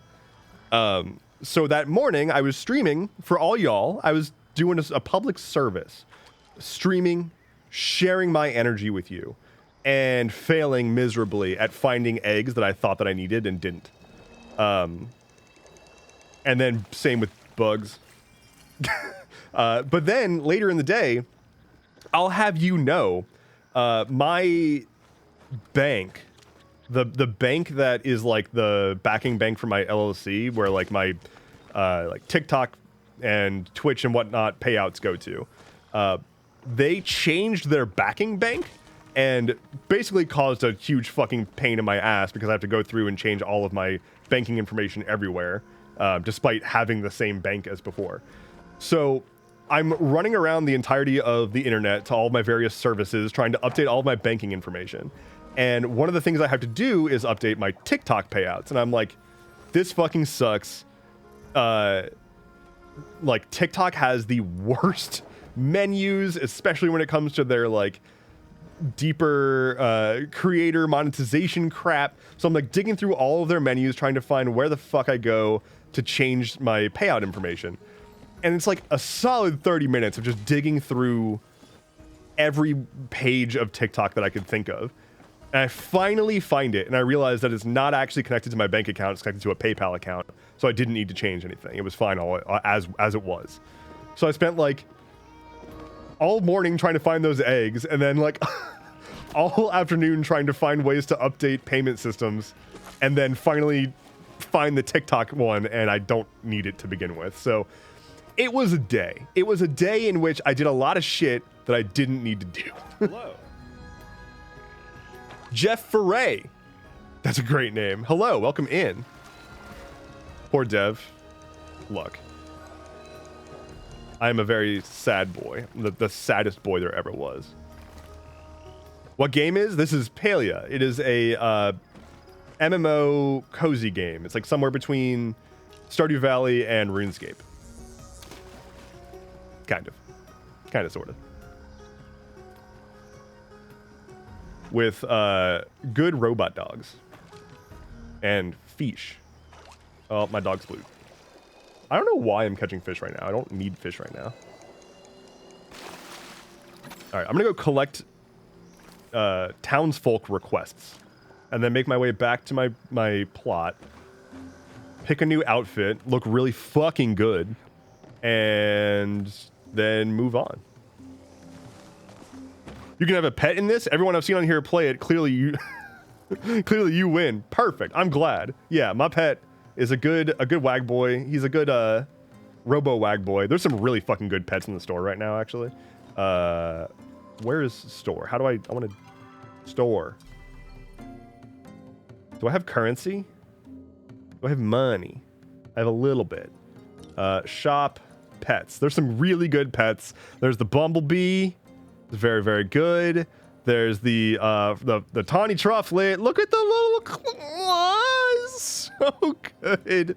There's the cloud, the fluffy cloud. Also very, very good in terms of pet options. The ancient kitsu. Very, very, very good. Very good. We've got, oh yeah, the wolpunny, which is sort of like a bunny dog with a hat. Yeah. A bunny, sort of an owlbear vibe. Baby owlbear vibe. Flutter fox. We got a ferret. It's really good. There's a lot of good options, but I've got my robo dog. We're chilling.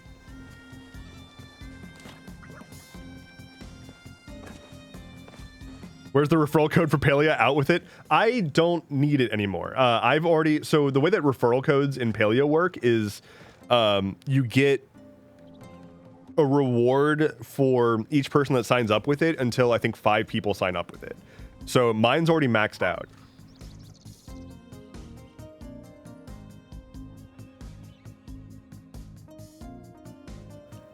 That terrified me. Flynn just made a scary sound like he was about to throw up. He's fine. He's fine.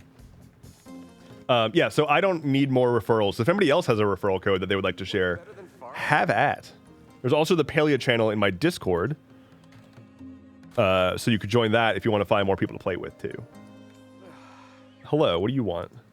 Like, get my hand on some water retention fertilizer. It would free up some time. Can't beat the produce. What do you need with that, my guy? Where is your dad? Oh, well, I'm gonna go visit your mom first, but also, where's your dad? There you are.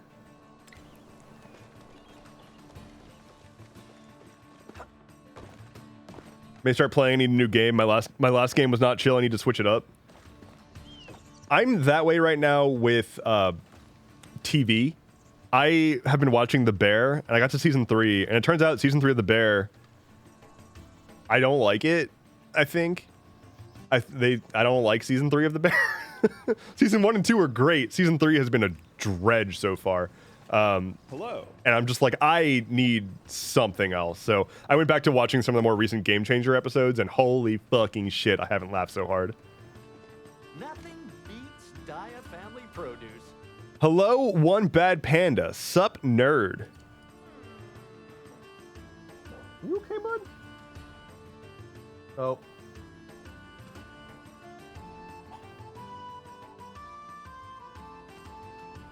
Please hold. Flynn is having trouble.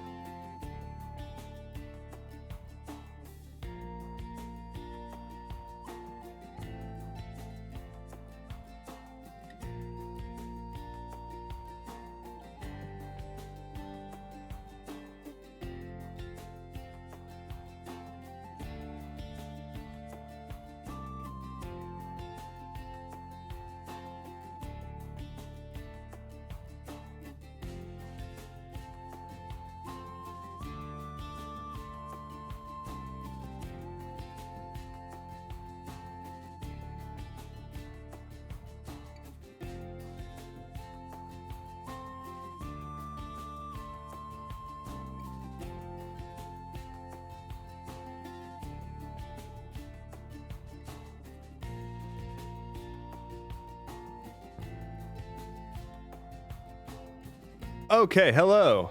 I'm back. Apologies for that. Unfortunately, dog threw up, is not feeling super great, presumably. I have taken him to a different location where he'll be better in a good place for that. So I'm gonna keep streaming for a bit, but no more dog. I'm sorry. I'm very, very sorry. But it's okay. It's mulberry season. It's mulberry season. And there's a lot of mulberry trees around here, and they drop on the ground, and he's like, ooh, free snacks. And presumably they don't always sit well with him, and then this happens. So it's unfortunate. I mean, if you're a dog and there's a berry on the ground, you're like, ooh, free snacks, you know? Like, it is what it is. Point the doggo cam at your fabulous bear.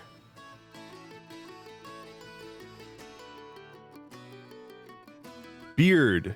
I was like, do I have a teddy bear somewhere? Like, is there a teddy bear in this? What? Okay, let's play some Palia. All right, give me stuff. Okay, I think, no, not that. I want your shop because you sell. Yes, okay, you sell the good seeds. Give me some blueberry bush seeds, some apple tree seeds. That's way too many apple tree seeds. What am I doing? Why did I do that?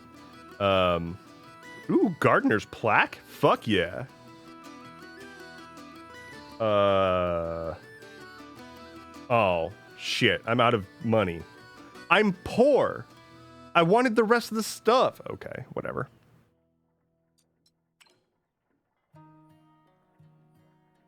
Okay, bye. See you later, hot potato. Nice Wait, to what did you want? Whatever. Oh, hailing it a day. It's dog.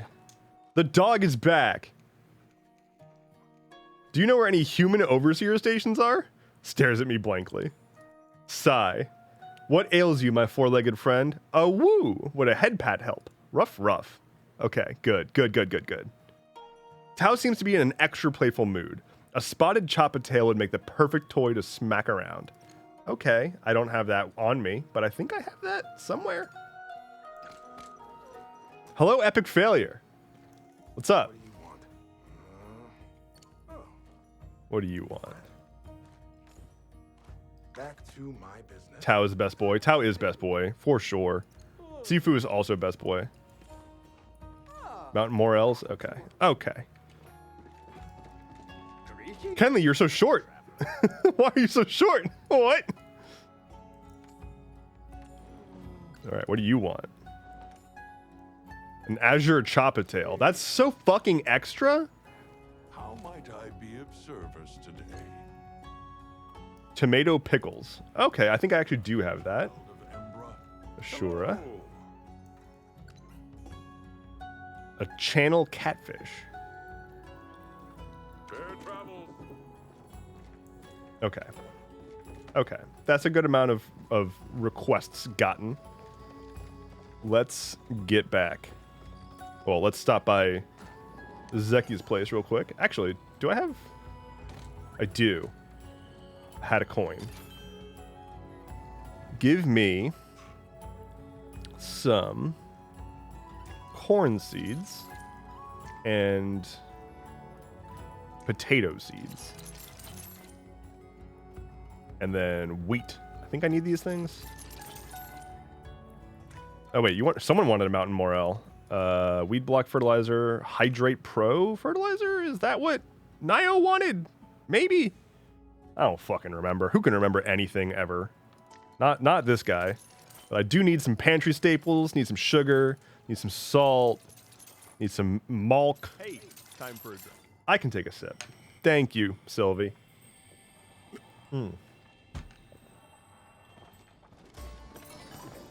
God, water's so fucking good. You ever take a sip of water and you're just like, this is the fucking essence of life? Because it kind of is. That's me right now. That's me right now.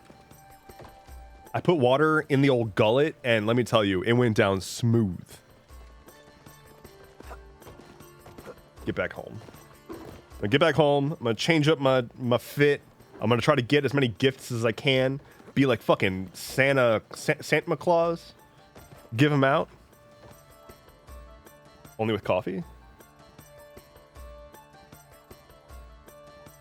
Like, coffee I love very dearly, but when I take a sip of coffee, I'm not like, man, that was refreshing. Like, I feel refreshed now. I usually feel energized from coffee and comforted, but not refreshed, you know? You ever start a sip and feel that rejuvenation and just start chugging out of nowhere? Yeah, the kind of sip of water where you start to tilt the glass up much faster than you can actually intake the water, and you feel it dribbling down the sides of your mouth and onto your shirt, but you're like, I don't fucking care. I need this right now. That's me with water. That's what I want. What I need. Give it. Okay. Harvest shit. I'm finally gonna have a tree in my plot. I don't think I've ever had a tree anywhere in my plots, and I'm finally doing it. Not because I couldn't, but because I just kept not doing it. Okay, we're gonna put a tree. I can destroy crops, right? No. Is it a thing I can do? With the hoe?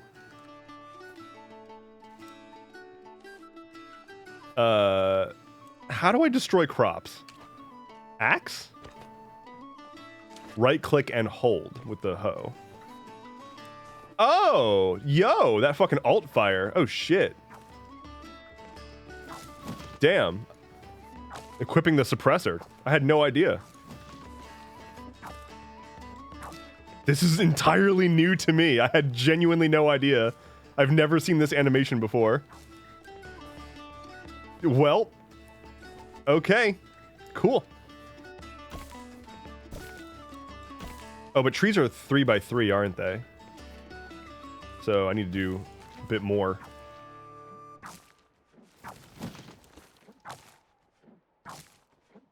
I should probably also do it not on the side.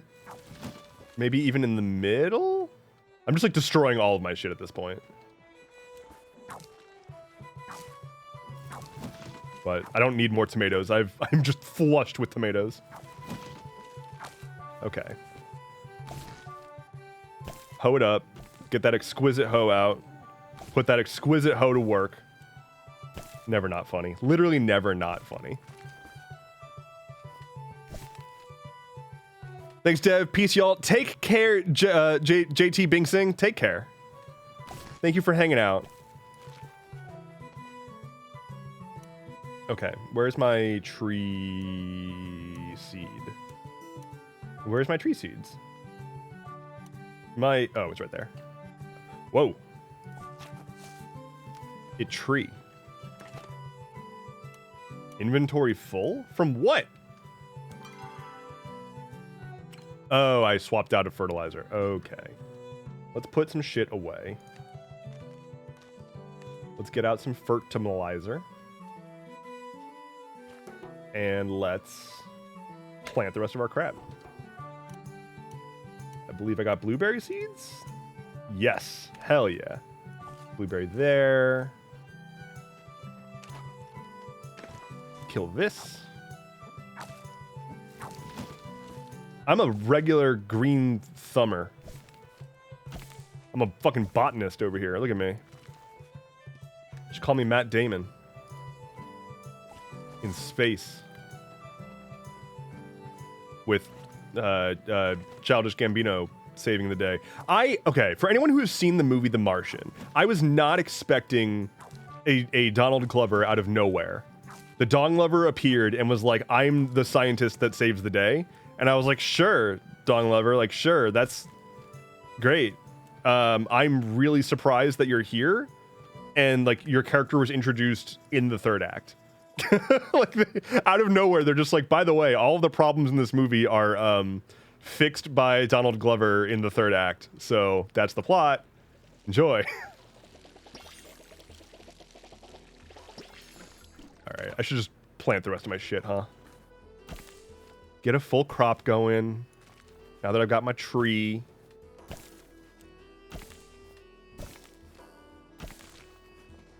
I'm gonna do another tree, actually. Do one here. Opposite the other one. Hogwarts Legacy and Palia and BJ3 cycle on forever, on repeat forever. I am trapped in... Hades has a chokehold on me. The reason that I haven't been playing Hades on stream recently is because I've been playing it like nonstop in any free time that I've got, which is very little. Where is my fucking... Oh, did I put the apple seeds away? Yeah, fuck J.K. Rowling. Apple tree seed.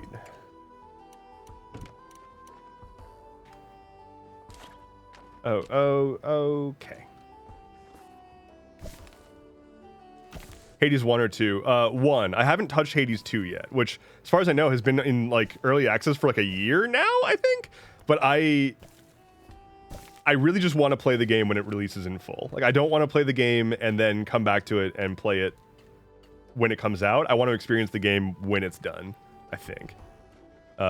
So, yeah. On the topic of fuck J.K. Rowling, I fully intend... I haven't gotten to it actually yet, but something I did, it started a long time ago on my Patreon, is a audiobook recording of me narrating the infamous My Immortal fanfiction, which is a Harry Potter fanfiction that was written by like a 14-year-old and is just like super infamous on the internet for just being outrageous. And I've been doing a faithful narration of that fan fiction on my Patreon. I haven't done an episode in a long time, but I want to finish it up and post the whole thing as like one big final drop. So if that is of interest to you, keep a lookout for that. Let me post my Patreon link again. There. That is on my like list of things to do shortly when I find the time. It's been a year. It's wild. I really can't believe that it's been a year since Hades 2 reached open access. Like, I feel like that was a month ago. I'm gonna have a lot of carrots. Gonna see so good. That's a thing, right? I think I talked about this last time. Carrots are good for your eyesight, I think. I think that's what we agreed upon.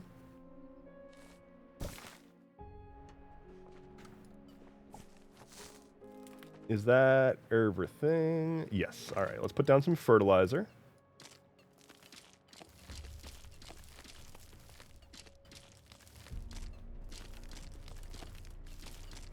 But yeah, if you've never heard of the My Immortal fanfiction, it is...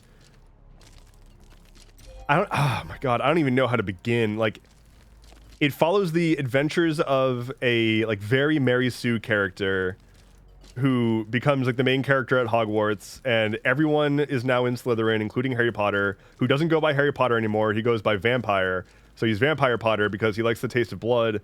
And they go to like multiple MCR concerts. And also Voldemort wants the main character to shoot Vampire Potter with a gun. Because they are in love and have a lot of sex together. So that's the plot of My Immortal.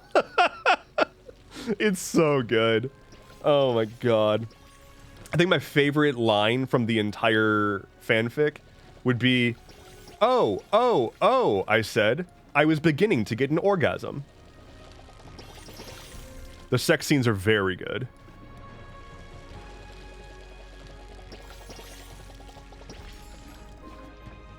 Also,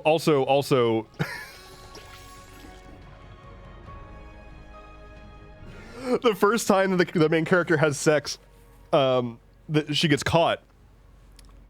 Someone storms into the room and is like, "What the fuck are you doing, you motherfuckers?"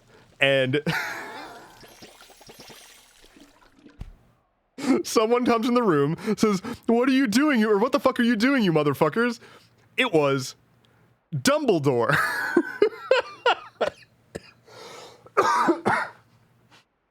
So Dumbledore famously in character, comes stomping into the room to discover the main character and I believe Draco having sex, and calls them motherfuckers.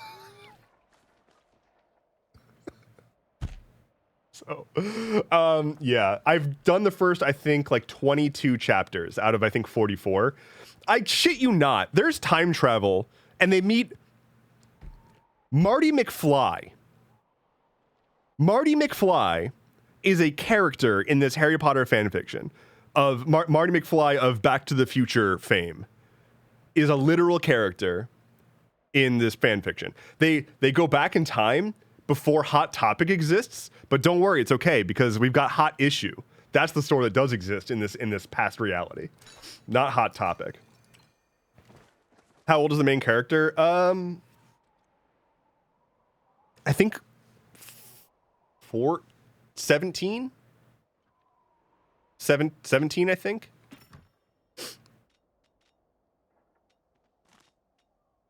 What are you doing, you motherfuckers? It was Dumbledore.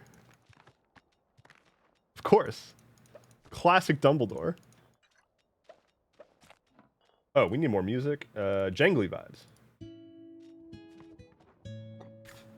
So yeah, the whole thing is just hysterical.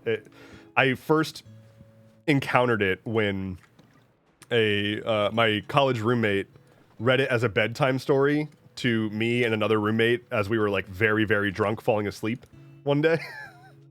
And like they just pulled up a chair in between our bedrooms and just started reading this fanfic to us as we were like drunkenly falling asleep. I've never laughed so fucking hard in my life. Making preserves.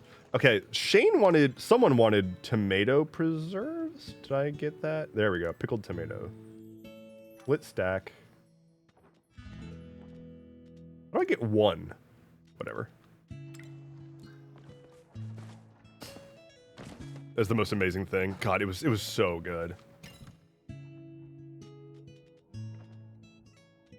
Take all my pickles.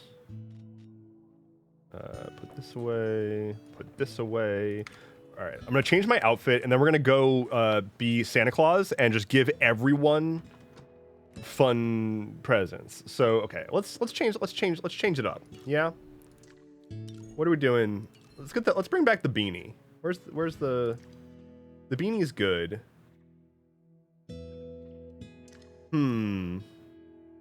That's good too. Although it's more, I thought it was gonna be more piratey. It's actually like an architect kind of thing. Can I get rid of the pencil? No? Okay. The Cernicat is pretty good. That's pretty good.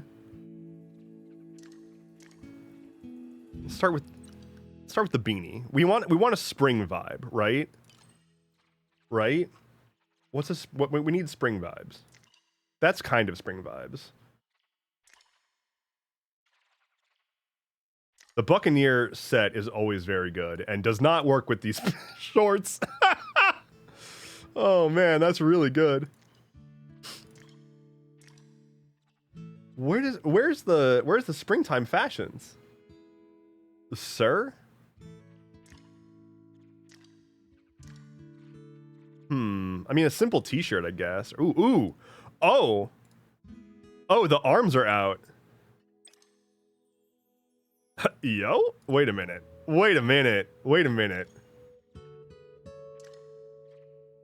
athleisure? The athleisure fit? Oh shit. Wait, now I need to, okay, I've got basically these pants on right now. Except they're not capris. I have them on like, Is there a denim jacket? Can we find we've got a cozy flannel. That's not bad. It's not bad. I'm glad that they gave my character a bulge. That's good.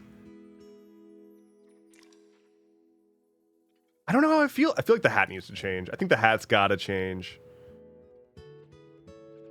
I do like the Buccaneer hat still. We're gonna take off the glasses though. Face accessories. Oh, very good. Oh, very, very good. The eye patch is not bad. Do I have like shades? Those are kind of sick. How do I not own the eye patch? Are you kidding me? What? How do I not own the eye patch?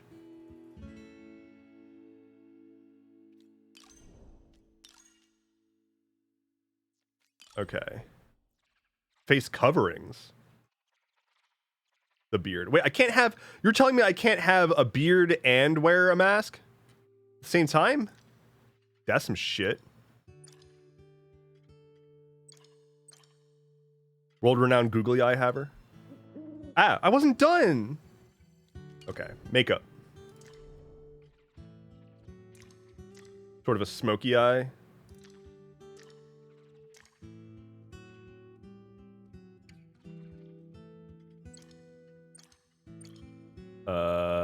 Why is this doesn't change my eyeliner? Excuse me. This isn't doing anything. Wait. Oh, you just kind of always have eyeliner. Okay. You just have default eyeliner. Got it. Got it. Unhinged lipstick. Okay. Do I want to change away? Nah, I'm good with the, we're good. All right, save outfit. It's fine. I don't feel wonderful about it. I feel like the shirt needs to, there it is. I feel much better about that. What kind of colors we got? Ooh. Ooh. Okay. Can I change the hat color? I can.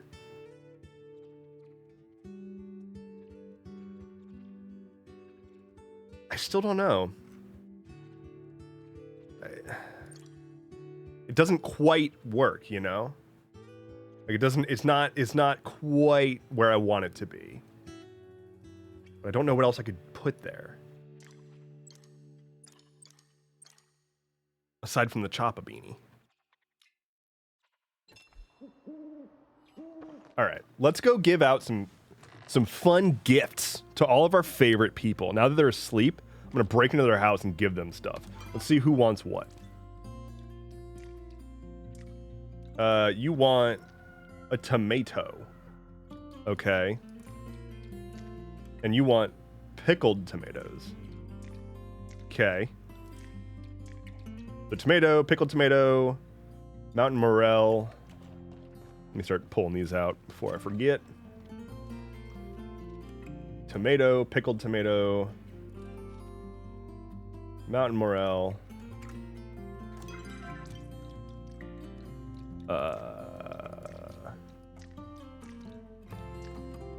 You want a striped choppa tail. Do I even have that? Fish, gatherable. Where would that go? Would that go under cooking? Bugs? Materials? Ah, okay. Striped choppa tail. Perfect. Okay. Kenyatta, don't know. You want Hydrate Pro fertilizer, which I think your dad literally just sells. So just go buy it from him, maybe? Speed grow, harvest boost, normal poop. Don't think I have that, my guy. I'll have to get that from your dad.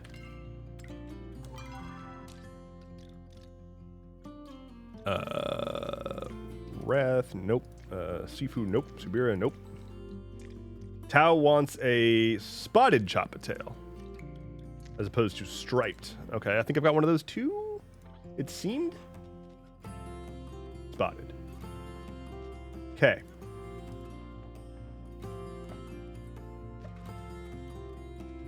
One tomato. Give me one of those. Okay. I can go give out some gifts. This feels wonderful. Let's go. Do I need to water anything? No, we good. We good. We good. Okay. Actually, I do want to start some more worms. Eat up. Eat up, wormies. Okay, here we go. We ride. Santa Claus 6, it was me, Dev, all along. I don't think I've ever seen a Santa Claus movie. Does that make me bad or good? Because it's Tim Allen, right? And Tim Allen's a piece of shit. Like, Tim Allen is awful. There was also some Santa Claus movie recently, I think, with J.K. Simmons, which was probably fine because it's J.K. Simmons and he makes everything good, but I can't imagine it was a great movie. I'm not big into the Santa Claus cinematic universe. The SCU, if you will.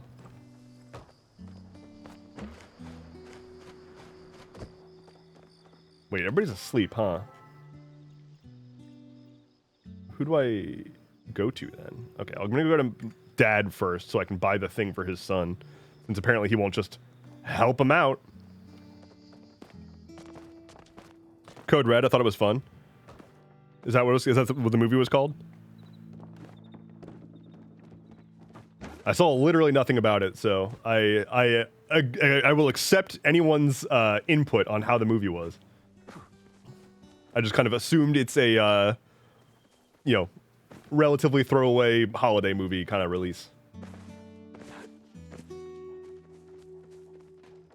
Where are you, my guy? And why are you like so far away? Oh, okay. You're just like in your crop fields. That makes sense. Hey, Can I help you out? give me your stuff. Your son wants some. Oh, fuck. No, they sell it at the store, not you. God damn it. Wait, what did he want? I'm the worst. Nio.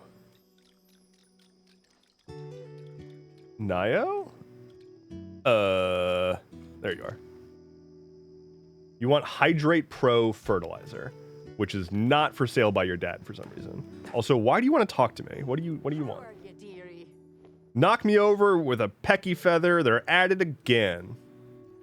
Who's at what? The blasted crickets. They've gone and eaten stuff. Okay, well, gotta go get some crickets, apparently. Wasn't a great movie, just not a classic, but it was fun to watch. Yeah, I mean, honestly, that's how most movies are. That was fine. Gonna move on.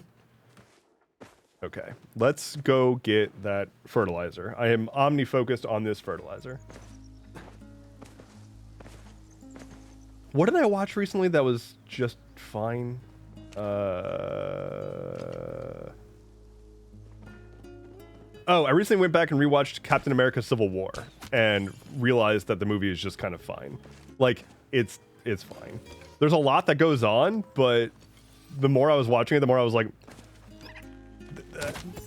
this could have been an email.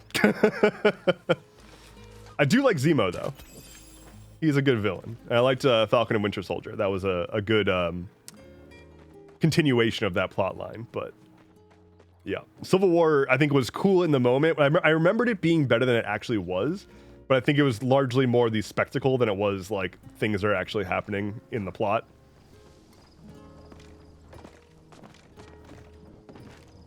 Okay, let's go by.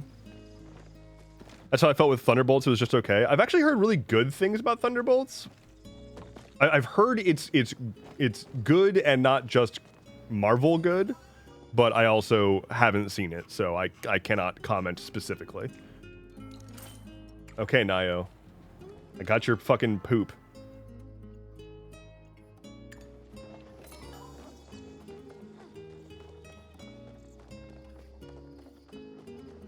I did recently watch Black Widow for the first time, and everyone told me that movie is like trash, or at least I feel like the internet's reception to it was, I guess, predictably that they were upset because it starred a woman, but it was really good. It was like one of the best Marvel movies I've seen in a long time, and like, I don't understand why it got the hate. It was like actually entertaining. Okay, take your poop. Huh? Spice sprouts. Here. Have some poop. You are welcome. Hey, mind catching up on the round balls? I actually loved Black Widow. Yeah, I really enjoyed it. Like the sister girl was great, and dad was pretty good. It was stupid that they waited until after the main character was canonically dead. Like, why would, like, that's dumb. And as far as if I recall, Disney like super fucked over Scarlett Johansson with like payment and everything, especially given how much she's been in that franchise. So like that sucks.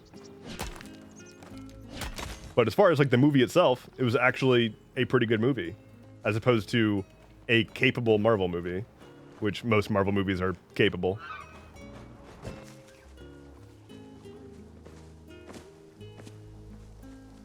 Give me your ore. Oh yeah, Ash says Black Widow was good. I wish I didn't watch the MCU timeline order when I was going through it. In timeline order. Wait, why? You wish you didn't watch it in timeline order? Why? I'm curious. I'm curious why. Okay, I need to give stuff to... The dog wants things. Where's the dog? The dog wanted a thing, and the mayor wanted a thing. Where is a dog and a mayor? Okay, there's the mayor. My favorite MCU movie is Thor: Love and Thunder. Now that is a take. That is certainly a take. I'm not going to tell you that you shouldn't feel a certain way. I watched that recently and it was brutal to get through for me. I had a really hard time getting through that one. I'd never seen it before. I like Chris Hemsworth well enough, but my God, I had so much trouble getting through that movie. Especially the goats. Like, the goat thing, like, that did... It, like, you... it was... The screaming goats meme stopped being funny in, like, 2012, and they made screaming goats a, like, major part of that movie. I don't know. I don't know. I'm glad that you enjoyed it. Okay, here, take your Chop-a-tail, you fucking freak. What else do you want? Now you want a spotted Chop-a-tail? Goodbye. Wow. Wow. Disagree? Disagree on what? The Dark World is the one not to like? The Dark World I didn't finish because it was boring. Love and Thunder was, I will give it that it was entertaining to some degree. Yeah. The problem, yeah, Ragnarok is legitimately great. Like, Ragnarok is a standalone, very good movie. Like, Ragnarok is actually a good movie. I Love and Thunder was rough. I don't know. Who do I need to go to now? Where's the dog? Is there a dog? Anywhere? Hello, dog? I do not see dog. Shane. Shane wanted pickled tomato. Where's Shane? In his spot. Okay, let's go.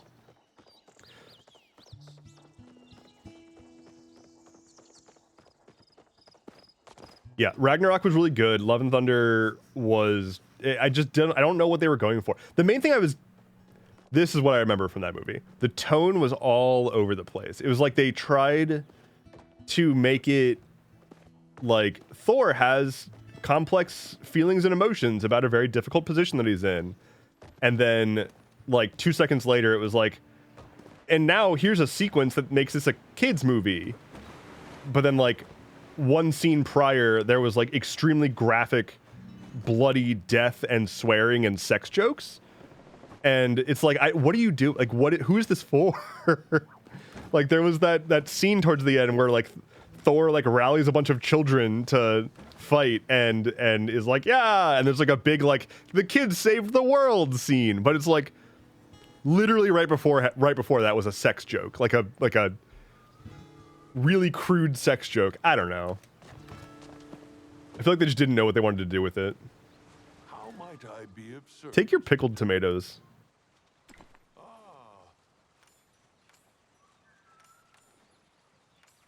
Okay, thank you. Chat has been lovely. Couldn't tell you a single thing that happened in Dark World. What's her name? Stuck her hand in a rock and got sick, right? That's... Who is there? Who's girl? What's girl's name? Girl is not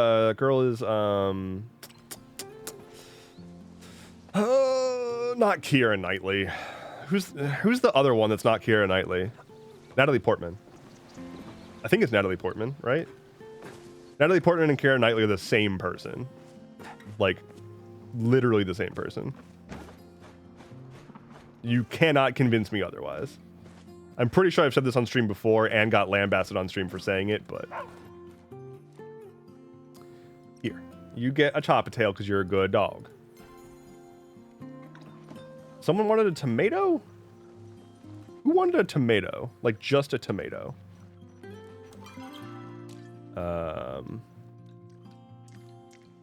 Badger wanted a tomato. Okay. Where you at? There you at. Star Wars prequels fucked us millennials up about that? About what? About the like messed up tone? Or like back and forth tone?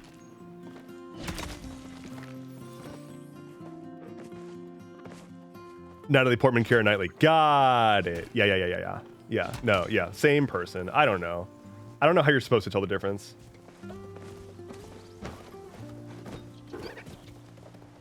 I mean, I don't know. I think right now, I don't know if I would want Marvel to keep making stuff. Like, I'm vaguely hopeful that Doomsday is good. I more want them to just like stop and figure out something new to do. I don't know. Like, I think that the shift towards TV, like some of the TV shows that they've been producing recently have been rad. I mean, I say recently, I mean the past like 7 years. But like, WandaVision was legitimately sick, and Loki was great. Do more of that, because there's like actual storytelling going on, and I don't know how many more variants of the same story they can do in a movie. Like, they're just running out of options.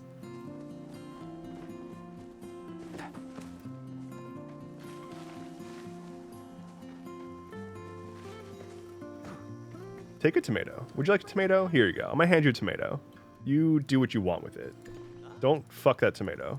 I hope that's not what you want it for. Okay. Your gardens be weed free. Oh, I've got a quest from him now. What's up? He's like, hey, I fucked this tomato. Blue rose potatoes, no. Cornflower, spring shower, what? Been working on a ditty. Okay.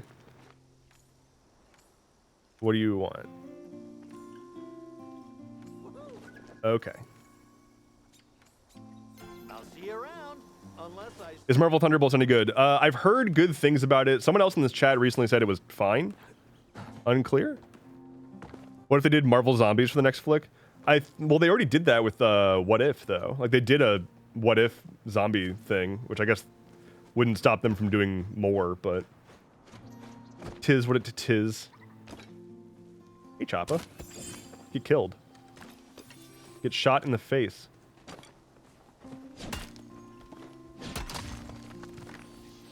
Yeah, I rewatched Loki on, like, during my flight to and from London, and it's genuinely good. Like, it's a really, really good show. And Tom Hiddleston's fun. Also, Tom Hiddleston and Owen Wilson have much better chemistry than I thought they were going to. And Owen Wilson did a pretty fun job. He was fun in that show.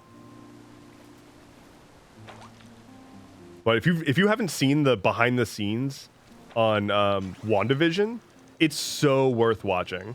Like kind of like even if you haven't seen WandaVision or don't care, it's really fucking cool. So like the premise of WandaVision, spoiler-ish, I'm not going to give away the plot, but conceptually, each episode of WandaVision is formatted like a different like decade of television, like a different era of television, starting in like the 40s, then 50s and whatever, getting into like 90s and then early aughts sitcom style or whatever. Each episode is crafted to feel like a different era of television. And in the behind the scenes, they show the process of actually doing that.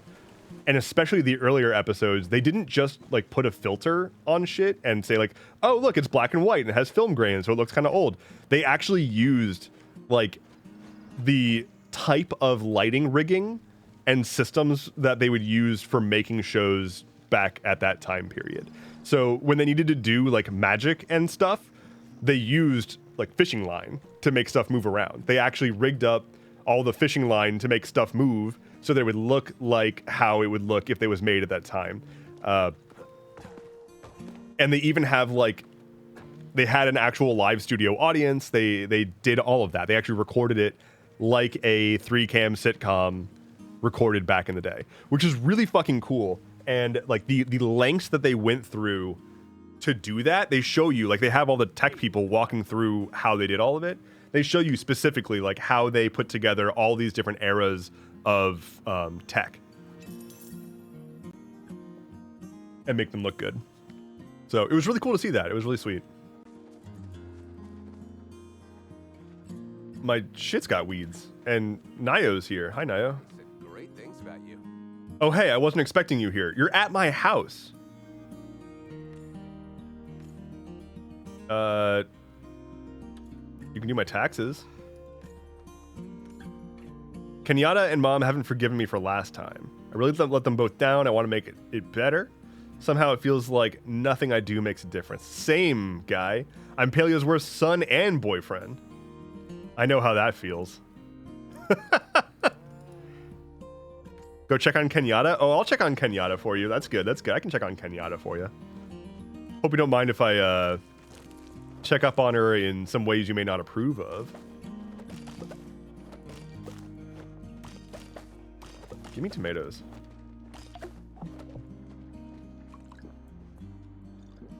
Okay.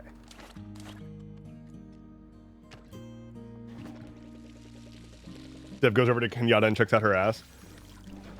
I feel like asses are overlooked in this game. I haven't checked personally, but there's a lot of really good animation, a lot of really good character design. I do feel like asses were overlooked in this game. I do feel like there's a lack of general ass. Like, look at, where is it? Right? Where is it? Can't find it. It's hidden.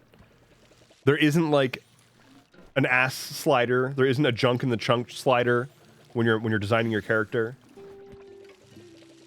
The only butts I've seen is on Tao. It's got a good butt. Be kind of flat. It's a tragedy, you know? Everyone talks about inflation. I'm talking about deflation. I'm talking about ass deflation. The epidemic of the loss of ass is real, and no one's addressing it. There was nothing about it in the tax bill. Like all the new requirements for getting Medicaid, it doesn't say anything about maintaining dead ass, which is truly fucked. No thick, no pick, indeed. Hey, what is even the point of having a bombastic bubble butt if you're not able to change the world with it? If you want to be a part of the solution, look up ass inflation on Google. No, I think I'm actually okay. But if you want to learn about the increase in popularity of Sonic the Hedgehog, you could always search Sonic inflation. Where am I going? What am I doing? I just like left my plot to go do something, but I don't even know what I was doing. Oh, talk to Kenyatta. Yeah. Should have named myself That's Dead Ass. Have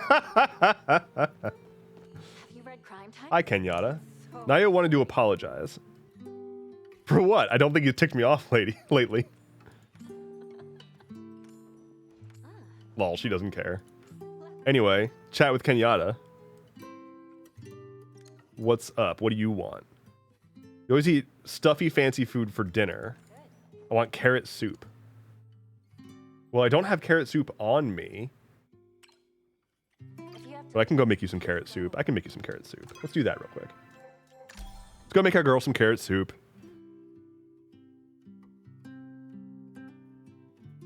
I'm pretty sure I'm Ace. The first time I noticed the butt of a character was a character from Overwatch called Juno. I know a lot of Ace people who are some of the most sexual people that I know. Most of the Ace people that I know are obsessed with big boobs and butts. I don't know. You know, like, I get it. It's not my lifestyle, and so I don't. It's not how my brain operates, but I seem to share a love of boobs and butts with a lot of Ace people. That's all I'm gonna say. Where am I? What am I doing? Soup.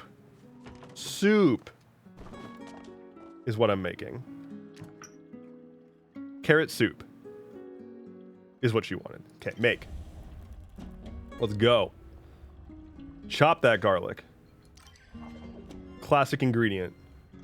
If you want to make a carrot soup, you chop garlic. I'm so tired of these lag spikes. Add ingredient. Are you serious?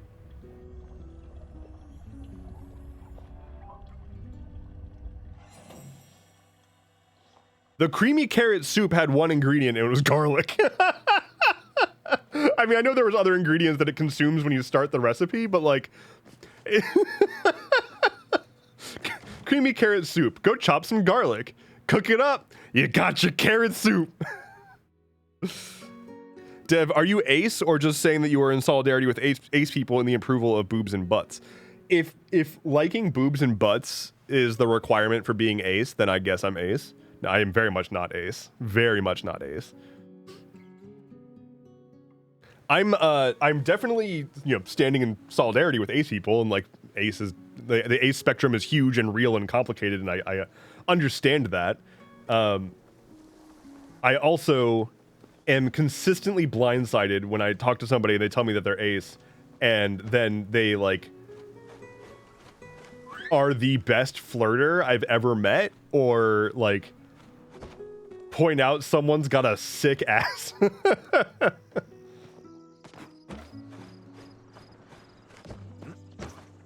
I think it's I mean, I'm sure that they've learned it like through years of having to, you know, navigate the system, as it were.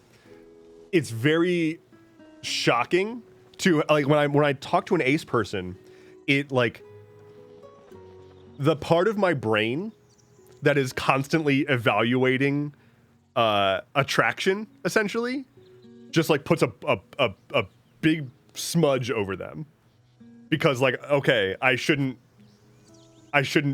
you know, make any assumptions here. And then they hit me with something that resexualizes them, and I'm like, what the fuck? Wait a minute, hold on.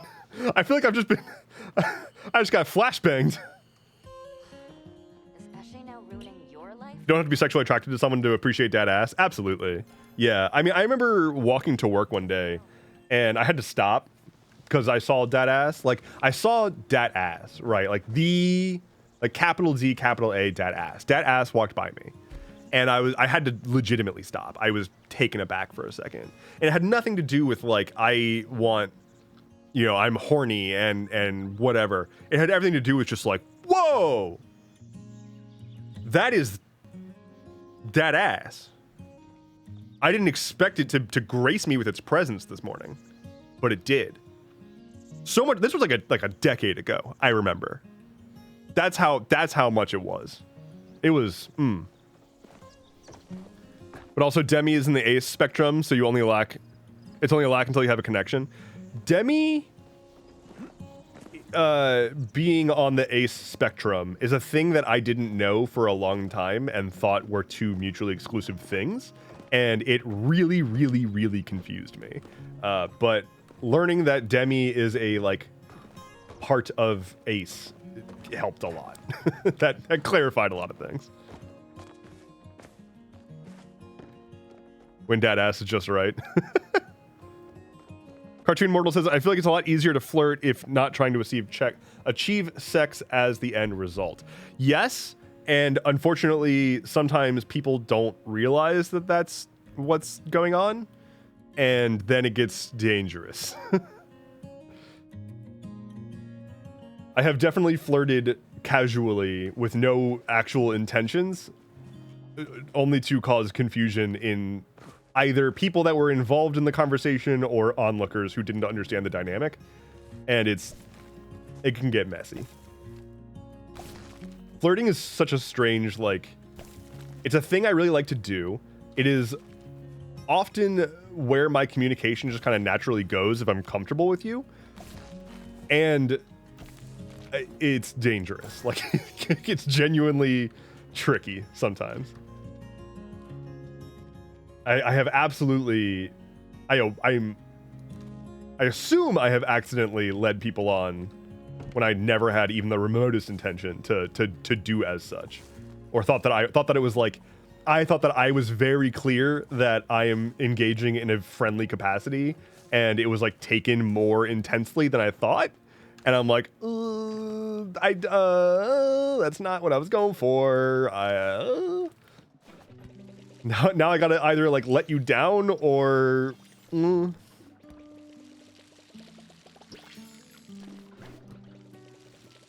and VC with friends. Flirt, flirt, flirt. Me with anyone else. Silence. I am not here.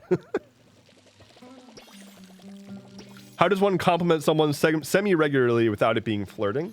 I mean, there's a pretty big difference between a compliment and a flirt, right? Like, acknowledging someone and gassing up someone is always good. Always do that to your friends. Like, gas up your friends. People don't receive compliments that are meaningful anywhere near often enough. And as we've been saying earlier in this conversation, like, a compliment that doesn't come with the like undertone of now I want something from you, it's rare to get those, and it feels really good. As nice as it is to feel like lusted after, it's also really important to just be reminded that someone has noticed a thing about you and appreciates it. So like if I get a compliment on like a shirt or like a decision that I've made, a thing that's about me that is like a decision, a choice, that is what you can like direct your sort of like compliments to try to prevent being overly flirty. And even if you want to compliment their physical appearance, like you can still do that without being like sexy about it, you know? Like, I love that makeup, or your hair looks rad today. Like, you don't need to be like, God, you look like a siren right now, and you're gonna, I don't know, crash my entire ship and crew and steal the souls of thousands of men with your beauty. Like, you don't need to be like that. Is that flirting? I feel like that's flirting.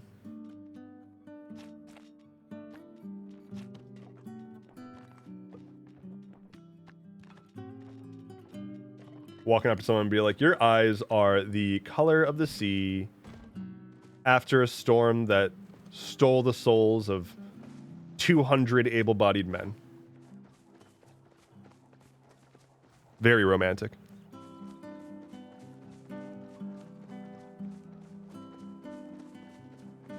Rad is my new favorite term as of late that I've kicked into. Rad's really good. Rad is really, really good. I wish we could bring back tubular, but I don't ever want to say the word tubular. I wish that I lived in an era in which tubular was a reasonable thing to say. I think that's what I'm getting at here. Okay, I am zoning at this point. I think I'm gonna start shutting things down here. I'm starting to not focus. So yeah, I'm gonna close things down here, go check on the dog, make sure that he's doing okay. That poor boy. He threw up a tiny little bit, so I think he's gonna be okay, but you know, I'm gonna go give him some hugs and snuggles. Anyway, oh, Mr. Streamer, you are tubular. Well, thank you. I really appreciate that. I feel tubular. I feel tubular. Flynn's a little more tubular because he's kind of the shape of a tube, but you know, It is what it is. Let's see. I will see you all again on Tuesday. There is a non-zero chance that I'll be streaming tomorrow. I wanted to get my stream set up, ported over to my laptop for this stream, and I got about like 70% of the way there. So if I get bored tomorrow, there's a chance that I'm going to try to finish setting that up and do a test run. So keep a lookout for a potential stream tomorrow. I'll post about it on socials and stuff too, but we'll see if that happens. Otherwise, I'll see you on Tuesday. I'm streaming every Tuesday and Thursday at 11 a.m. Eastern. And other than that, you know, the typicals. There's my Patreon if you want to support me there. There's my Discord Discord community if you want to join a wonderful community of folks. I've got the merch store. You can get yourself the Skulls Keep Happening denim jacket. It's very, very nice. It's been endorsed by not just me. And if you want to learn more about Proscenium, there's the website for it. You can go dig in. There's a bit of information on there. And if you want to see way more and an early look at the world building wiki, you can find that on the Patreon. It's available at any tier. So I'm gonna head out. Take care. Oh, final color spin. Let's see how it goes. Oh, but that's rad though. Speaking of rad. Take care. Be well. I will see you all at the next stream. Bye-bye.